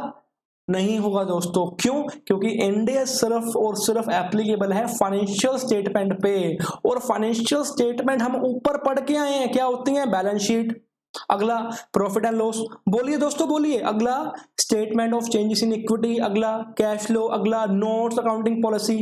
दिस इज द थिंग, सिर्फ इस पे एप्लीकेबल है और किस पे एप्लीकेबल नहीं रहेगा। और ये बोलता है कि an entity shall clearly identify each financial statement and the notes. In addition, an entity shall display the following information prominently and repeat it when necessary for the information to be understandable.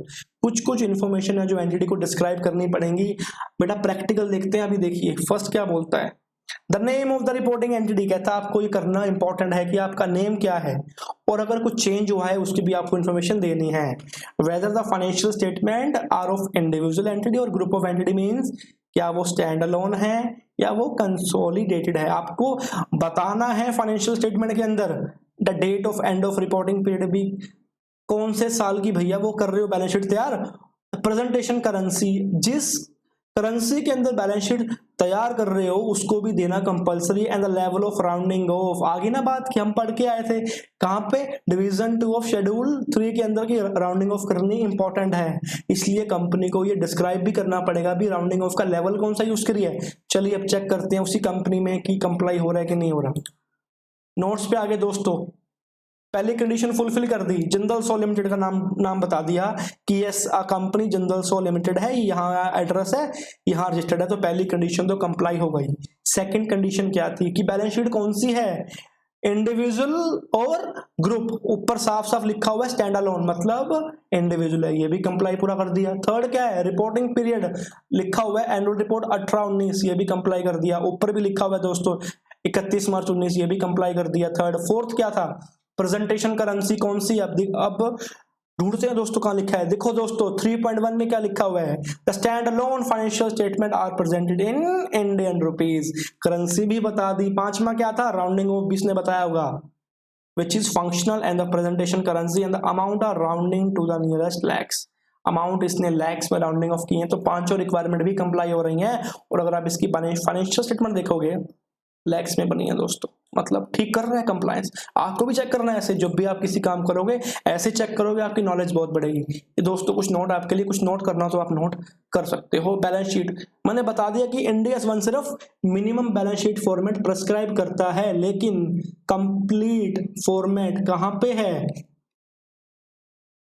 Division 2 of schedule 3 of company act 2013। दोस्तों ये कुछ minimum requirement है जो होनी ही चाहिए, property, plant and equipment, investment property, मतलब क्या है कि ये फॉर्मेट प्रेस्क्राइब नहीं करता। ठीक है, ये आप पढ़ लेना, कुछ नहीं है। ठीक है ना। एक बहुत इंपॉर्टेंट बात दोस्तों, एक बहुत इंपॉर्टेंट बात है, मैं यहां से समझा रहा हूं आपको, बैलेंस शीट से लेकर समझाऊंगा दोस्तों। एक आपने नाम सुना होगा डेफर टैक्स का, डेफर टैक्स का। और आपको एक चीज बताता हूं कि इंडिया के अंदर current and non current classification करना मैंडेटरी है दोस्तों। It is mandatory. अगर आप चाहते हैं कि आप नहीं कुछ करेंगे, मैं तो सारी की सारी फिगर ऐसे दिखा दूंगा, नहीं दिखा सकते। Current and non current classification करना मैंडेटरी है।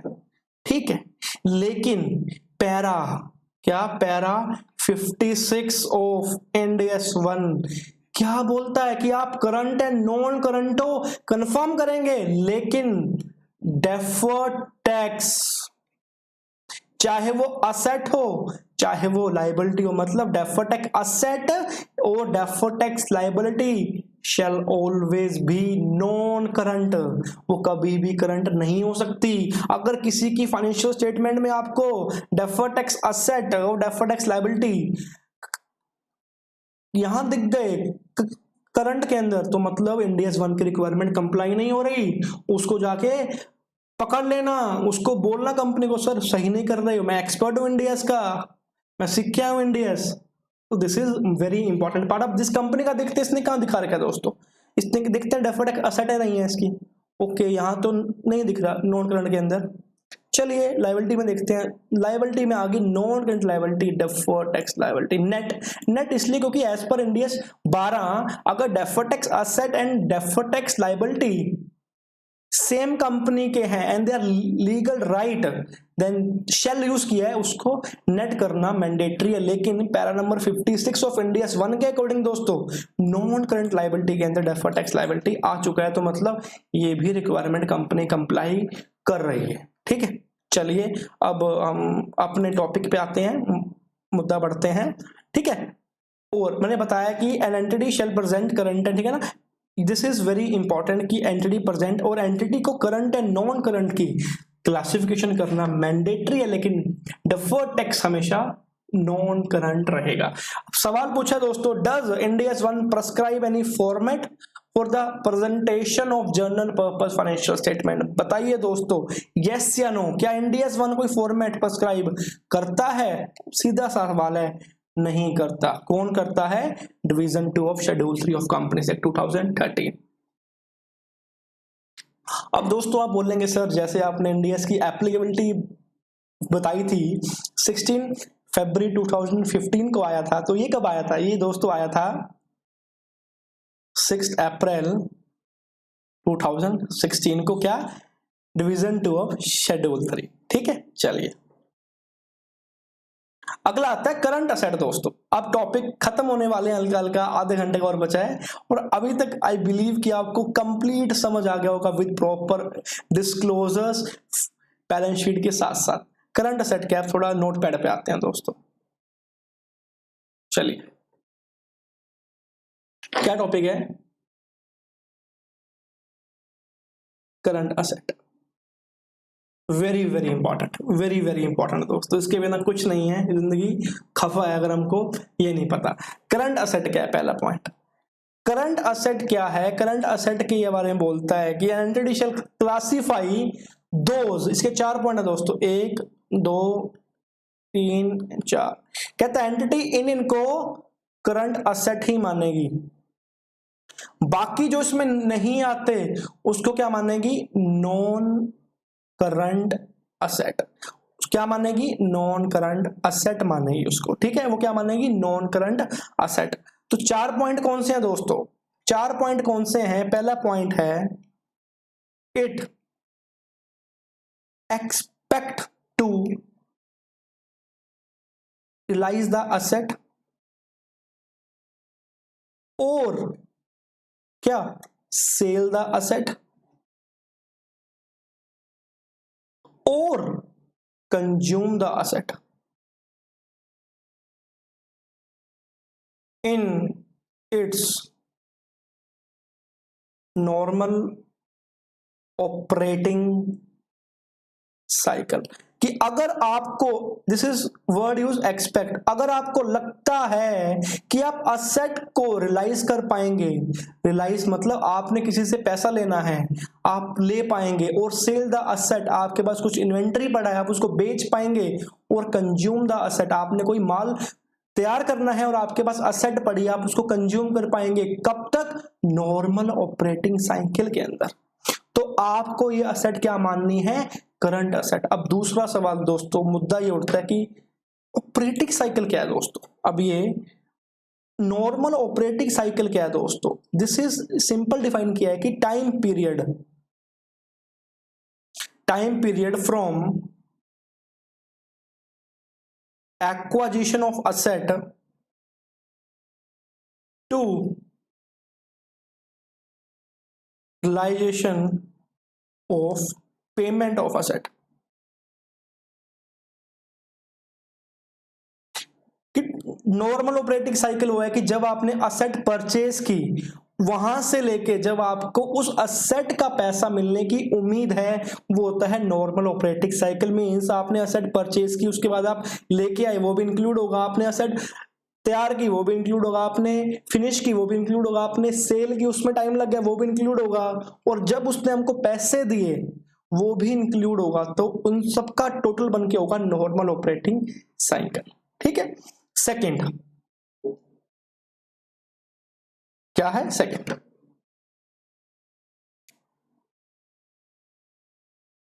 Asset held primary for the purpose of trading. किसके में? इंडियस 109।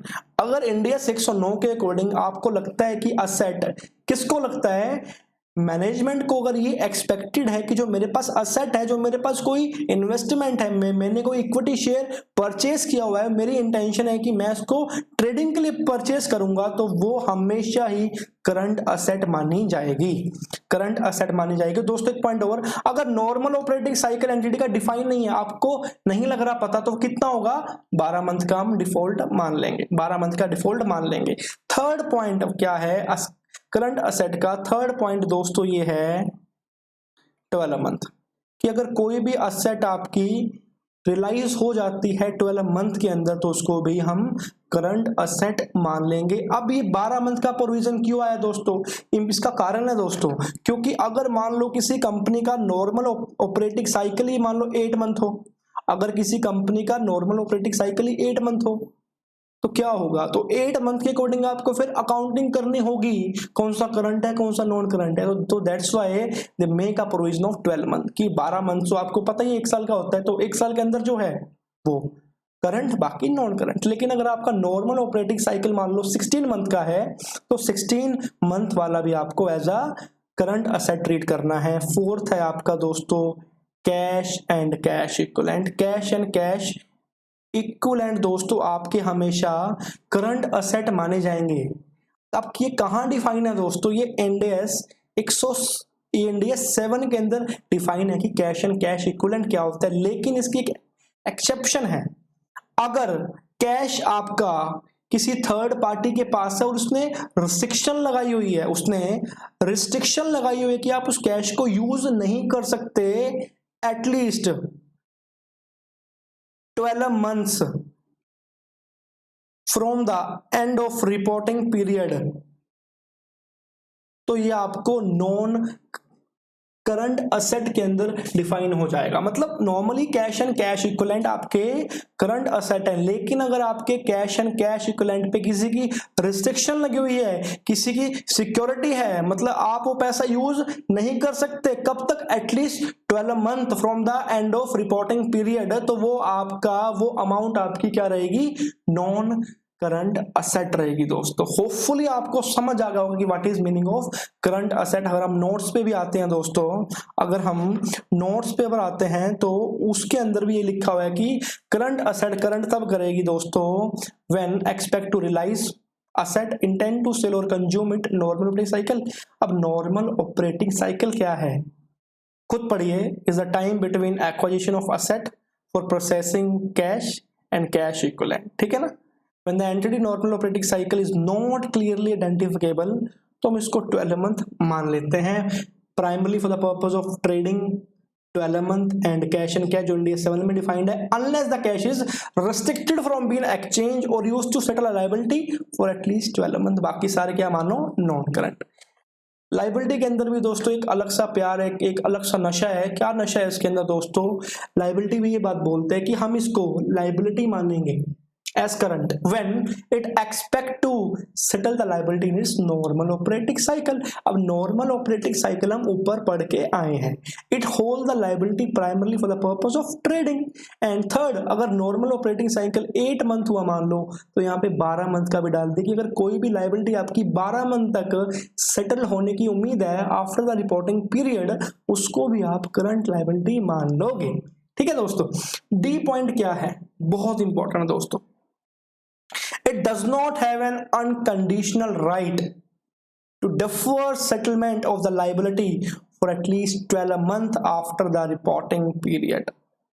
ध्यान से पढ़िए क्या बोलता है, it does not have an unconditional right to defer settlement of the liability for at least 12 months after the reporting date। means Ram है, राम ने बेटा पैसे दोस्तों पैसे देने हैं किसी को 2 लाख रुपए,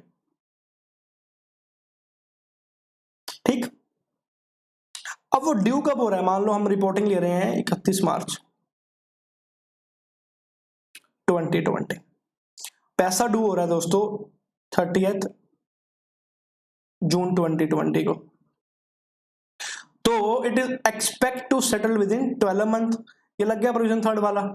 तो अभी के लिए क्या है, ये करंट लायबिलिटी है, लेकिन राम के पास कुछ खुफिया राज है शाम का, राम के पास कुछ खुफिया राज है, हम एक एग्जांपल ले रहे हैं, कुछ राज है उसके पास या कुछ भी ऐसी पावर है, वो क्या कर सकता है अपनी इच्छा से, अनकंडीशनल राइट, उसके पास कुछ राइट है, उसने शाम से कुछ कॉन्ट्रैक्ट किया हुआ है क्या कि ये पैसा मैं तुझे 31 मार्च 2021 के बाद ही दूंगा, इससे पहले नहीं दूंगा। कॉन्ट्रैक्ट था 30 जून को देने का, लेकिन उसके पास कहीं ना कहीं से राइट आ गया कि वो एटलीस्ट 12 मंथ तक उसको पैसा नहीं देगा। तो अगर ये राइट उसके पास है, although the payment due on 30 जून 2020, लेकिन it has unconditional right to defer settlement of the liability, उसने लायबिलिटी की सेटलमेंट को डेफर कर दिया एटलीस्ट 12 मंथ से, तो इसको मानेंगे हम नॉन करंट लायबिलिटी। तो उसने यही लिखा हुआ है कि इट डज नॉट, कि उसके पास राइट नहीं होना चाहिए, उसके पास राइट नहीं होना चाहिए डेफर करने का। ठीक है ना। कुछ some current liability such as trade payable and some accrual as a part of working capital, जो भी वर्किंग कैपिटल से है, जैसे कि ट्रेड पेबल हो गया, कुछ एक्रूअल हो गए, कुछ एम्प्लॉय के बेनिफिट हो गए, ये सारे के सारे क्या हैं, करंट लायबिलिटी हैं। ऑल्दो चाहे वो मोर देन 12 मंथ के बाद हो, लेकिन उसको हमको करंट लायबिलिटी ही मानना है, because they are treating in an operating business of an entity, they are in a normal operating cycle. अगर नहीं है normal operating cycle visible to 12 month मान लेंगे। ठीक। तो एक इंपॉर्टेंट बात और, an entity classify its financial liability as current, ये तो उसको अभी इसका एग्जांपल लेके बताता हूं दोस्तों।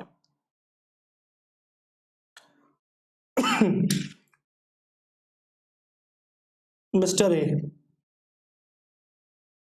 उसने लोन ले लिया दोस्तों, ठीक है, 20 लाख रुपए का। ओके, ये हमारी ड्यू थे पैसे कब, 31 मार्च 2020 को, ये मेरी बैलेंस शीट में आ रहे थे 20 लाख रुपए, और मैंने इसको पैसे को पे कब करना है, किसको, मिस्टर बी को मैंने पे करना है 31 जुलाई 2023 को। ठीक, कितना, 20 लाख। सपोज इंटरेस्ट फ्री है, कोई इंटरेस्ट कुछ नहीं है, तो क्या हुआ, ये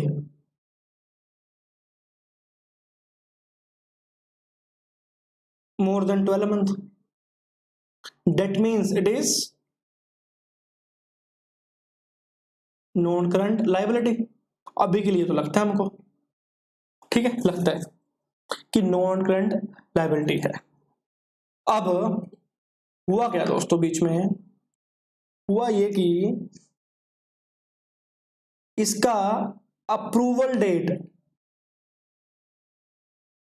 ऑफ फाइनेंशियल स्टेटमेंट, अप्रूवल का मतलब जब उसके board of director financial statement को अप्रूव करेंगे, वो डेट है मेरी 31 मई 2020। ठीक है दोस्तों, बिल्कुल एग्रीड, 31 मई 2020। 30 अप्रैल को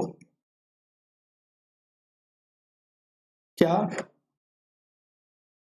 30 अप्रैल को ए एंड बी के बीच में कॉन्ट्रैक्ट हो गया। 30 अप्रैल को ए और बी के बीच में कॉन्ट्रैक्ट हो गया दोस्तों। कौन सा कॉन्ट्रैक्ट हुआ? रीफाइनेंसिंग का या रीअरेंजमेंट का, या कोई भी कॉन्ट्रैक्ट हुआ जिससे उसकी पेमेंट की डेट आ गई 31 जनवरी 2021, वो रिवाइज डेट आ गई दोस्तों। ये रिवाइज डेट आ गई मतलब at the date of reporting date 31 March 20 को डेट क्या थी? 31 जुलाई 2023, मतलब क्या थी? Non current liability. लेकिन अप्रूवल होने से पहले 30 अप्रैल को कुछ ऐसा दोनों में बात हुई कि रिवाइज डेट पेमेंट की 31 जनवरी 2021 हो गई, तो करंट लाइबिलिटी का प्रोविजन लग जाएगा if it is settled within 12 month from the end of reporting date. तो मतलब कि हो चुका है, तो आपको इसको क्या मानना पड़ेगा? करंट लायबिलिटी मानना पड़ेगा दोस्तों। ये एडजस्टिंग इवेंट हो जाएगा दोस्तों। इंडियस 1 के अकॉर्डिंग भी, इंडियस 10 के अकॉर्डिंग भी। तो आपको अपनी फाइनेंशियल स्टेटमेंट को चेंज करना पड़ेगा, क्योंकि आपकी अप्रूवल से पहले इशू हुई है, उसके अंदर आपको करंट लायबिलिटी मानना पड़ जाएगा। तो वही इसमें लिखा हुआ है दोस्तों, the entity classify financial liability as current even when they are due to settle within 12 months after the reporting period, even if the original term for the fee longer 12 months and an agreement to refinance or reschedule payment on a long term basis is completely after the reporting period before the financial statement approved for issue। ठीक है, एक example और, जैसे मैंने आपको ये example दिया था, तो जैसे मैंने आपको एक मिनट दोस्तों, जैसे मैंने आपको ये एग्जांपल दिया था कि एक राम है, ठीक है, राम है, पेमेंट कितनी थी? 2 लाख रुपए लेनी थी दोस्तों। कब थी? 30 जून को। लेकिन उसके पास कुछ राइट आ गया, कुछ एग्रीमेंट हुआ, कुछ डिस्क्रिप्शन हुई कि उसने अपना कॉन्ट्रैक्ट ऐसा कर दिया कि उसकी पेमेंट आफ्टर 12 मंथ हो जाएगी, तो उसको क्या बोलेंगे हम? नॉन करंट में आ जाएगा। तो वही इसमें लिखा हुआ है कि कुछ ऐसी लाइबिलिटी जो रिपोर्टिंग डेट पे, मतलब 31 मार्च पे वो क्या थी?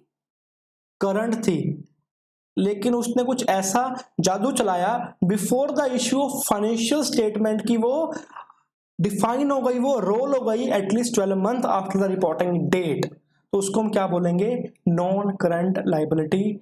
वो यहां लिखा हुआ है, कहता है if an entity expect has the description और रीफाइनेंस और roll over an obligation for at least 12 month after the reporting period under an existing loan facility. बहुत इंपॉर्टेंट है, एग्जिस्टिंग का मतलब है कि मैंने उससे एक नया कॉन्ट्रैक्ट किया, तब एप्लीकेबल नहीं रहेगा, सिर्फ एग्जिस्टिंग कॉन्ट्रैक्ट के अंदर एप्लीकेबल है। It classify the obligation as non current even if it would otherwise be due within the shorter period. हमारे एग्जांपल में कब थी ड्यू? 30 जून को, और हमने वही कॉन्ट्रैक्ट किया था, एग्जिस्टिंग लोन का कॉन्ट्रैक्ट डेफर कर दिया, उसको रोल ओवर कर दिया for at least 12 month after the reporting period. After use किया, क्योंकि अगर रिपोर्टिंग डेट पे वो डेफर कर देता तो हमारे जो मेन जो करंट लायबिलिटी के प्रिंसिपल हैं दोस्तों, वो अप्लाई हो जाते हैं। क्यों अप्लाई? इसलिए होते क्योंकि अगर वो 12 मंथ के अंदर सेटल ही नहीं करना at the date of reporting date, फिर तो सवाल ही नहीं उठता इस चीज का, फिर तो वो हमेशा ही क्या रहेंगी? नॉन करंट रहेंगी। तो ऐसी बात है। ठीक है। अब ऑपरेटिंग साइकिल है जैसे कि रॉ मटेरियल शो का पीरियड 3 मंथ है, इसमें work in progress 1 month, finish good holding period 5 month, debtor 5 month. Operating cycle क्या बताया दोस्तों?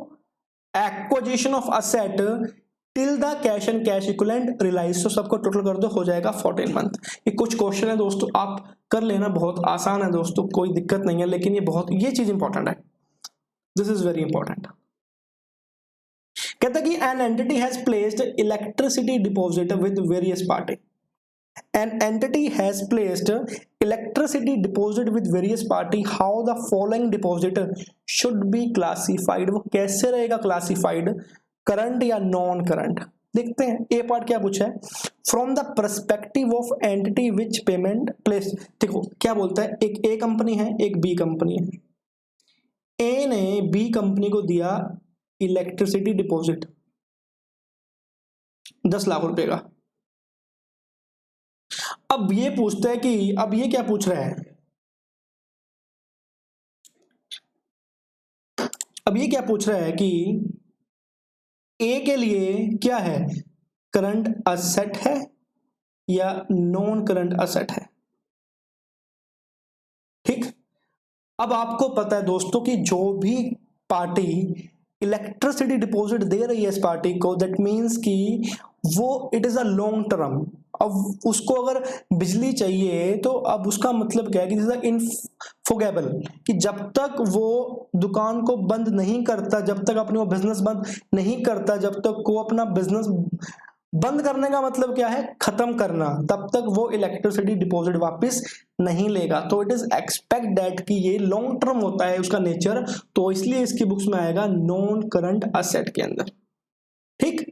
अब बात करते हैं बी की दोस्तों, बहुत इंपॉर्टेंट है। अब इसके लिए क्या होगा, ये लायबिलिटी होगी दोस्तों, इसको पैसा मिल गया है।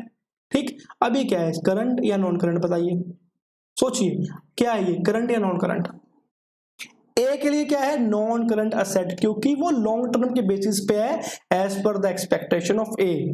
लेकिन दोस्तों ध्यान रखना, बी के लिए आपका क्या रहेगा, करंट लायबिलिटी हो जाएगा। यस दोस्तों, करंट लायबिलिटी। क्यों करंट लायबिलिटी रहेगा, क्यों? अगर ए की कभी भी ए बी से पैसा मांग सकता है और ये बात बी को नहीं पता, मैंने आज पैसा दिया, 2 मंथ के बाद मैं गया बी के पास कि मुझे अपना कॉन्ट्रैक्ट कैंसिल करना है, मैं बिजनेस बंद कर रहा हूं, तो बी को तो on the spot he payment वो करनी पड़ेगी, डिलीवर। तो बी के लिए एक एक्सपेक्टेंसी रहेगी कि payment due within 12 month. तो बी के लिए हमेशा ये कंटीजेंसी रहेगी कि बी के लिए हमेशा वो करंट लायबिलिटी रहेगी, क्योंकि बी क्यों क्यों करंट रहेगी, क्योंकि क्यों, इसमें लिखा है दोस्तों साफ साफ, क्योंकि it does not have an unconditional right to defer settlement. B के पास ऐसा कोई राइट नहीं है कि वो उसकी सेटलमेंट को डेफर कर दिया जाए, बी के पास ऐसा कोई राइट नहीं है दोस्तों। ठीक है दोस्तों, चलिए दोस्तों, ये कुछ एक क्वेश्चन है दोस्तों, बहुत आसान है, हो जाएंगे आपसे। अभी लास्ट पॉइंट आता है, करंट या non current liability in a case of material provision of a long term loan contract. This is very very important दोस्तों, ये आपके लिए बहुत इंपॉर्टेंट होने वाला है। सॉरी दोस्तों फॉर द डिस्टर्बेंस, ये बहुत ही इंपॉर्टेंट है दोस्तों। क्या इंपॉर्टेंट है, देखिए दोस्तों,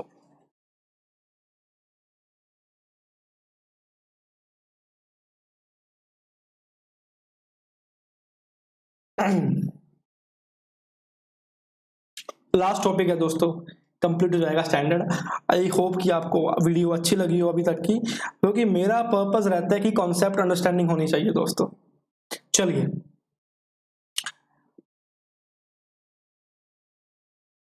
breach of material provision,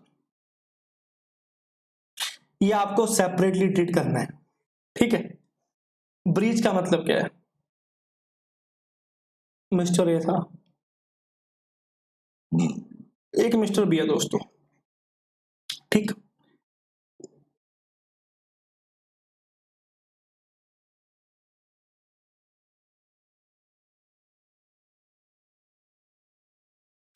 mister B ने मिस्टर ए को लोन दिया 20 लाख रुपए का, ठीक, और उसने कंडीशन लगा दी दोस्तों। क्या कंडीशन लगाई? उसने कंडीशन लगाई कि आपको लोन के 20 लाख अगर आपको चाहिए तो आपको 25% प्रमोटर कंट्रीब्यूशन करना पड़ेगा 1 साल के अंदर अंदर, विद इन 1 ईयर। उसने लोन तो दे दिया, लोन उसने आज दे दिया, लेकिन लोन के साथ कंडीशन लगा दी। कंडीशन कोई भी हो सकती है, हम हाइपोथेटिकली सोच रहे हैं कि उसने 25% कंडीशन लगा दी कि 1 साल के अंदर आपको प्रमोटर कंट्रीब्यूशन 25% लेके आना, जो भी अमाउंट उसने फिक्स की होगी। तो ए बोलता ठीक है सर, एक्सेप्टेबल है, कोई बात नहीं है। लेकिन होता क्या दोस्तों, 1 साल के अंदर वो प्रमोटर कंट्रीब्यूशन नहीं ला पाया मिस्टर ए। तो क्या होगा? This is breach of material provision of contract. Contract हुआ था लेकिन ब्रीच हो गया, कॉन्ट्रैक्ट तोड़ दिया उसने। कॉन्ट्रैक्ट जो वादा किया है वो निभाना पड़ेगा। तो ए ने अपना वादा नहीं निभाया दोस्तों, तो क्या बन गया? अगर कॉन्ट्रैक्ट कभी भी ब्रीच होता है तो हाथों हाथ बेटा लोन पेबल ऑन डिमांड हो जाता है दोस्तों। पेबल ऑन डिमांड का मतलब है जब मिस्टर बी ने इसे पैसा मांग लिया तो आपको पैसा देना पड़ जाएगा। अभी इस केस में क्या हो जाएंगी? अगर this is in the case of at the date of reporting period, अगर रिपोर्टिंग पीरियड पे कोई लोन पेमेंट ऑफ डिमांड होता है तो it is always been as current liability. It is all been classified as current liability. क्यों? Because they do not have an unconditional right to defer the settlement. उसके पास कोई unconditional right नहीं है, क्योंकि B कभी भी मांग सकता है उससे। तो इसको हमेशा करंट लाइबिलिटी आपको ट्रीट करना है। लेकिन बेटा हिंदुस्तान है, लेकिन दिस इज इंडिया, हिंदुस्तान है, हिंदुस्तान में गलती तो होती है बेटा। ऐसा कभी हुआ है कि हमने गलती ना की हो? गलती तो होनी जायज है, क्योंकि हम इंडियन है, हमारा है नेचर, कभी कभी हम गलती कर देते हैं, कोई बात नहीं। तो इंडियन एमसीए ने हमको एक रिलीफ दिया है, हमको एमसीए ने एक रिलीफ दिया है, रिलीफ गिवन बाय एमसीए, बहुत बड़ा उपकार किया एमसीए ने हमारे ऊपर, रिलीफ दिया है कि ये नॉन करंट भी हो सकता है दोस्तों। ये नॉन करंट भी हो सकता है। कैसे हो सकता है दोस्तों? फर्स्ट पॉइंट एग्जांपल लेके बता रहा हूं। 28 फरवरी को हमने कुछ कंडीशन तोड़ दी, जिसके कारण क्या हुआ, मेरा लोन रिपेबल ऑन डिमांड हो गया दोस्तों। कुछ कंडीशन तोड़ दी तो लोन रिपेबल ऑन डिमांड हो गया। तब क्या बन गया? करंट लायबिलिटी बन गया। लेकिन 28 फरवरी से 31 मार्च के बीच में, क्योंकि हम कब देखते हैं, हम हमेशा देखते हैं at the date of reporting period, ठीक है। कुछ उनमें सेटलमेंट हो गया, कुछ उनमें सेटलमेंट हो गया। मोदी साहब बीच में आ गए, मोदी साहब बोलते कोई बात नहीं, हमारा ही बच्चा, माफ कर दो इसको, सेटलमेंट हो गया। तो मिस्टर बी ने क्या बोला, जिसने पैसा दिया था, कि मैं तेरे को 1 साल का टाइम और दे रहा हूं। मिस्टर बी बोलता कि मैं तेरे को 1 साल का टाइम और दे रहा हूं। मिस्टर बी बोलता मैं तेरे को 1 साल का टाइम और दे रहा हूं। तो डेट मीन्स कि आपके पास अभी 1 साल का टाइम और है उस कंडीशन को कंप्लाई करने के लिए। अगर उसने 1 साल का टाइम दिया है तो मतलब दिस इज गारंटी डेट कि वो पैसा 12 मंथ के अंदर तो नहीं मांगेगा। और अगर उसने 12 मंथ के अंदर नहीं मांगा तो मतलब क्या है कि उसके पास अनकंडीशनल राइट आ गया कि वो डिफर कर पाए सेटलमेंट को, and it is not expected to realize within 12 month for the end of reporting period. ना तो उसको पैसा पे करना 12 मंथ के अंदर, तो क्या बन जाएगी, ये नॉन करंट बन जाएगी। ठीक, बन गई नॉन करंट। एक और केस दोस्तों, लास्ट केस, सेम एग्जांपल। 28 फरवरी को ब्रीच कर दिया हमने कॉन्ट्रैक्ट, हमारा पेबल ऑन डिमांड बन गया लोन, और 31 मार्च को भी हमारा लोन पेबल ऑन डिमांड ही रहा दोस्तों। अभी के लिए क्या है, ये करंट है, ठीक है, क्योंकि हमारे पास अनकंडीशनल राइट नहीं है। लेकिन फिर वही चीज, हमारी अप्रूवल डेट क्या है फाइनेंशियल स्टेटमेंट की? 30 जून। और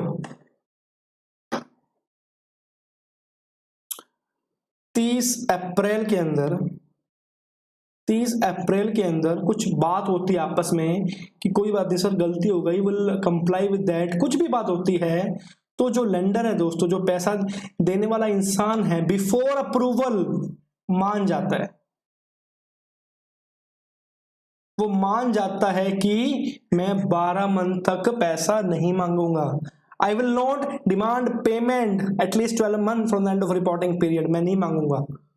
तो उसके अंदर क्या बन जाएगा, क्योंकि 4 कंडीशन है ना, तो आपको पैसा पे करना 12 मंथ के अंदर, तो क्या बन जाएगी, ये नॉन करंट लाइबिलिटी बन जाएगी। ठीक है, लेकिन अगर 31 मार्च को ऑन डिमांड रहा है और जब अप्रूवल था तब भी कुछ नहीं किया, तब तो कुछ नहीं हो सकता, तब वो हमेशा करंट ही रहेगा, तब वो हमेशा करंट ही रहेगा। लेकिन IFRS के अंदर मीन्स IAS 1 के अंदर एक रूल है दोस्तों, अगर loan if you breach the material provision of the loan and the loan is repayable on demand, then you cannot rectify the breach, then it is always be classified as current।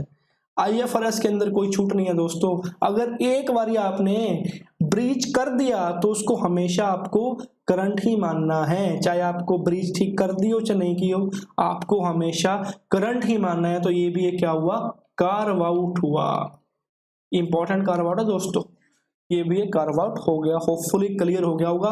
एक last चीज और फिर बोलोगे समझाया नहीं, चलिए समझा देता हूं। इसके अंदर क्या है, करंट के अंदर मान लो ए है, बी है, गिव्स 5 लाख, इसके लिए क्या बन गई, लायबिलिटी 5 लाख रुपए। इसके लिए दोस्तों क्या बन गई, ठीक है दोस्तों, इसके लिए बन चुकी है एसेट, कितनी दोस्तों, 5 लाख रुपीस। अब एग्रीमेंट ये है कि एवरी ईयर आपको 1 लाख रिपे करना है, आपको 1 लाख रुपए रिपेमेंट करनी है। Every year you have to repay 1 lakh rupees repayment. आपने पैसे दिए दोस्तों सपोजिंगली 28 फेब 20 को, और आपको पता है कि 28 फेब 21 को आपको 1 लाख रुपए पे करना है, क्योंकि एवरी ईयर है सेम डेट पे। सॉरी दोस्तों, तो कैसे दिखाओगे एक ही बुक्स के अंदर दोस्तों, क्या बोलता है कि फिर से आपको करंट असेट का प्रोविजन लगाना पड़ जाएगा। 4 लाख तो दोस्तों आएंगे आपके नॉन करंट के अंदर, क्योंकि वो आपके 12 मंथ के बाद सेटल होंगे, और 1 लाख जो आपका with in 12 month of the reporting period settle होने वाला है, आप डालोगे करंट लाइबिलिटी के अंदर। ठीक है, ऑन द सेम केस इसकी जगह पे करंट असेट में जाएंगे दोस्तों 1 लाख रुपए, क्योंकि आपको मिलने वाला है पैसा within 12 month, you have to realize the money within 12 month, and non current asset जाएगा आपका 4 लाख रुपए। आपको ऐसे ही करना है। अगर इसके अंदर इंटरेस्ट भी होता तो उनका इंटरेस्ट का पोर्शन क्या करते हैं, एज पर इंडिया 109, जब उसका हम मानते करंट पोर्शन और बाकी क्या मानते नॉन करंट पोर्शन। तो आपको ऐसे ही इंडिया समझने हैं। होपफुली दोस्तों आपको इंडियाज 1 कंप्लीटली समझ आ गया होगा कि कहता है कि where there is a breach of material provision of a long term arrangement or before the end of reporting period with the effect that the liability became payable on demand or reporting date, आपका current liability हो जाएगा। लेकिन 2 cases के अंदर आपको non current liability मानना है। पहला केस क्या है, लेंडर एग्री, लेंडर मान गया आफ्टर द रिपोर्टिंग पीरियड के बाद वो मान गया, but before the approval of financial statement for issue not to demand payment as a consequence of the breach, वो बोलता कि मैं पेमेंट नहीं मांगूंगा, तो क्या रहेगी वो नॉन करंट। ये हमारा सेकंड इशू था, हमने जो डिस्कस किया था। फर्स्ट हमने क्या डिस्कस किया था कि if the lender agreed by the end of reporting period भी 28 फेब को हुआ है लेकिन 31 मार्च तक वो मान गया, उसने क्या किया, हमको ग्रेस पीरियड दिया at least 12 month after the reporting period with in which the entity can rectify the breach and during which the lender can not demand immediate prepayment, तब भी क्या मानेंगे, नॉन करंट लायबिलिटी। तो आपको उसके प्रोविजंस अच्छे से याद करने हैं करंट लायबिलिटी के। तो एक देखो, and as per IFRS IAS 1 मैंने समझा दिया था, required that in case of loan liability if any condition of the loan agreement which was classified as non-current is breached on the reporting date, such loan liability should be classified as current even if the breach is rectified after the balance sheet date। इसमें कोई छूट नहीं है, one time you breach and it's repayable on demand then it is always as a current।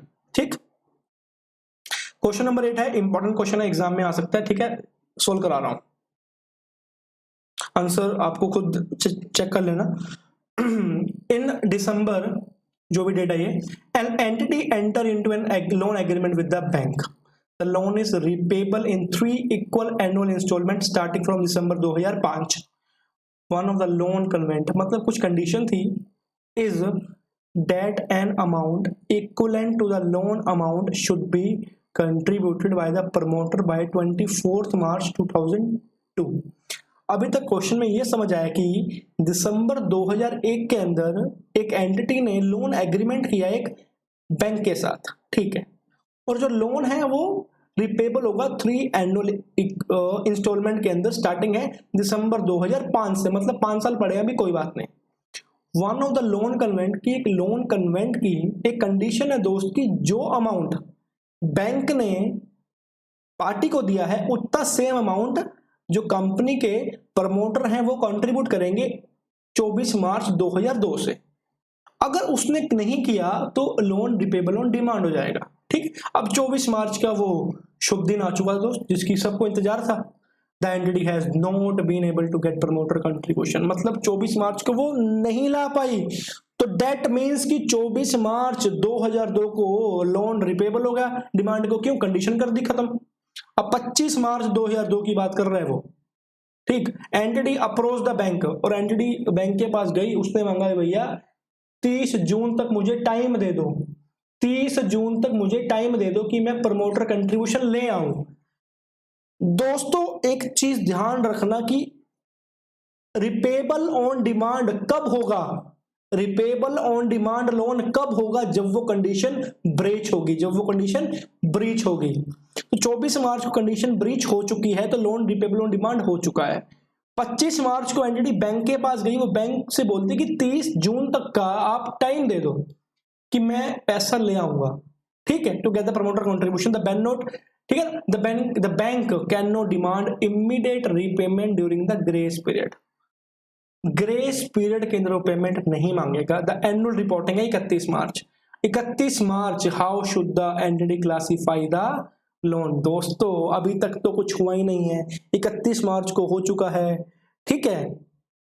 मतलब क्या बोलता है कि अगर 30 जून भी है ना दोस्तों, कहता है कि bank can not demand immediate repayment during the grace period, नहीं डिमांड करेगा, मतलब कि 3 मंथ ही हुए मैक्सिमम, तो क्या रहेगा, करंट रहेगा दोस्तों। क्यों, it does not have unconditional defer to entity, ठीक है ना, उसके पास राइट नहीं है कि वो लोन को डेफर कर सके 12 मंथ के अंदर, तो क्या रहेगा, करंट।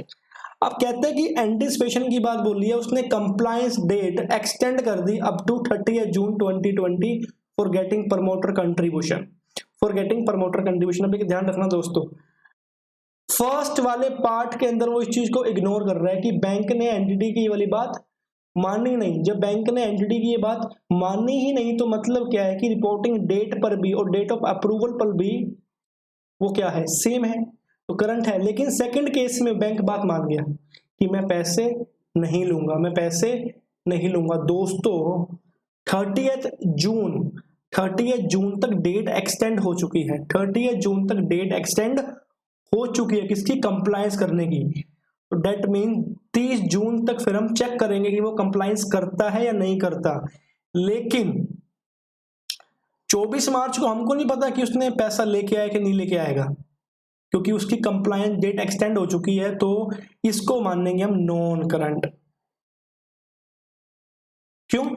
क्योंकि कंप्लायंस डेट एक्सटेंड हो चुकी है। कंप्लायंस डेट एक्सटेंड का मतलब ये बात रहेगी, आपकी टीडीएस की तारीख थी 5 जून और उस टीडीएस की तारीख एक्सटेंड हो गई 5 सितंबर तक। तो कंप्लायंस का जो आपका पीरियड है वो कहां से काउंट होगा, 5 सितंबर तक। अब फर्क नहीं पड़ता कि आप 5 जून को ही पैसा कराएं जमा। तो दैट्स वाई हम सेकंड केस में नॉन करंट मान रहे हैं, क्योंकि bank can not demand payment up to 30 जून 2020 और 30 जून तक का टाइम दिया है प्रमोटर कंट्रीब्यूशन का, मतलब लो को कंप्लीट करने का। और 31 मार्च को हमको नहीं पता कि वो देगा या नहीं देगा, लेकिन on the date of 31 March, on the date of reporting date, हमारा लोन रिपेबल ऑन डिमांड नहीं हुआ है, क्योंकि उसकी डेट एक्सटेंड हो चुकी है 30 जून तक कंप्लायंस की। फर्स्ट केस में क्या था, bank can not agree to 30 June, वो एग्री नहीं हुआ, उसने बोला कि तुमने तो 24 मार्च को ही कंप्लायंस कर दिया, खत्म। तो फर्स्ट केस में माना करंट, सेकंड में माना नॉन करंट। दोस्तों होपफुली ये हमारा कंप्लीट इंडियस था, बहुत इंपॉर्टेंट थे, ठीक है ना। होपफुली समझ आ गया होगा, आप इसको सोल्व कर लीजिएगा। I guess this session was very good and very worth, and आपका फीडबैक मुझे जरूर देना मेरे फोन नंबर पे करके मैसेज की कैसा लगा सेशन आपको। और वीडियो अच्छी लगी तो लाइक करना दोस्तों, नहीं अच्छी लगी तो डिसलाइक करना। चैनल को शेयर जरूर करना, सब्सक्राइब जरूर करना, क्योंकि ऐसी वीडियो आते रहेंगी दोस्तों। और मेरा एक टेलीग्राम का है ग्रुप सीए फाइनल के लिए, उसमें ज्वाइन करना हो, कोई डाउट पूछना हो कोई एफआर का वो भी करना है। एंड मैं एक मेंटरिंग मैंने प्रोग्राम स्टार्ट किया है सीए फाइनल के लिए for November 2020 examination and onwards, अगर वो भी ज्वाइन करना हो तो मेरे फोन नंबर पे मैसेज करना दोस्तों। होपफुली आपको ये वीडियो अच्छी लगी हो। जय हिंद दोस्तों, आपका दोस्त कार्तिक। बाय दोस्तों।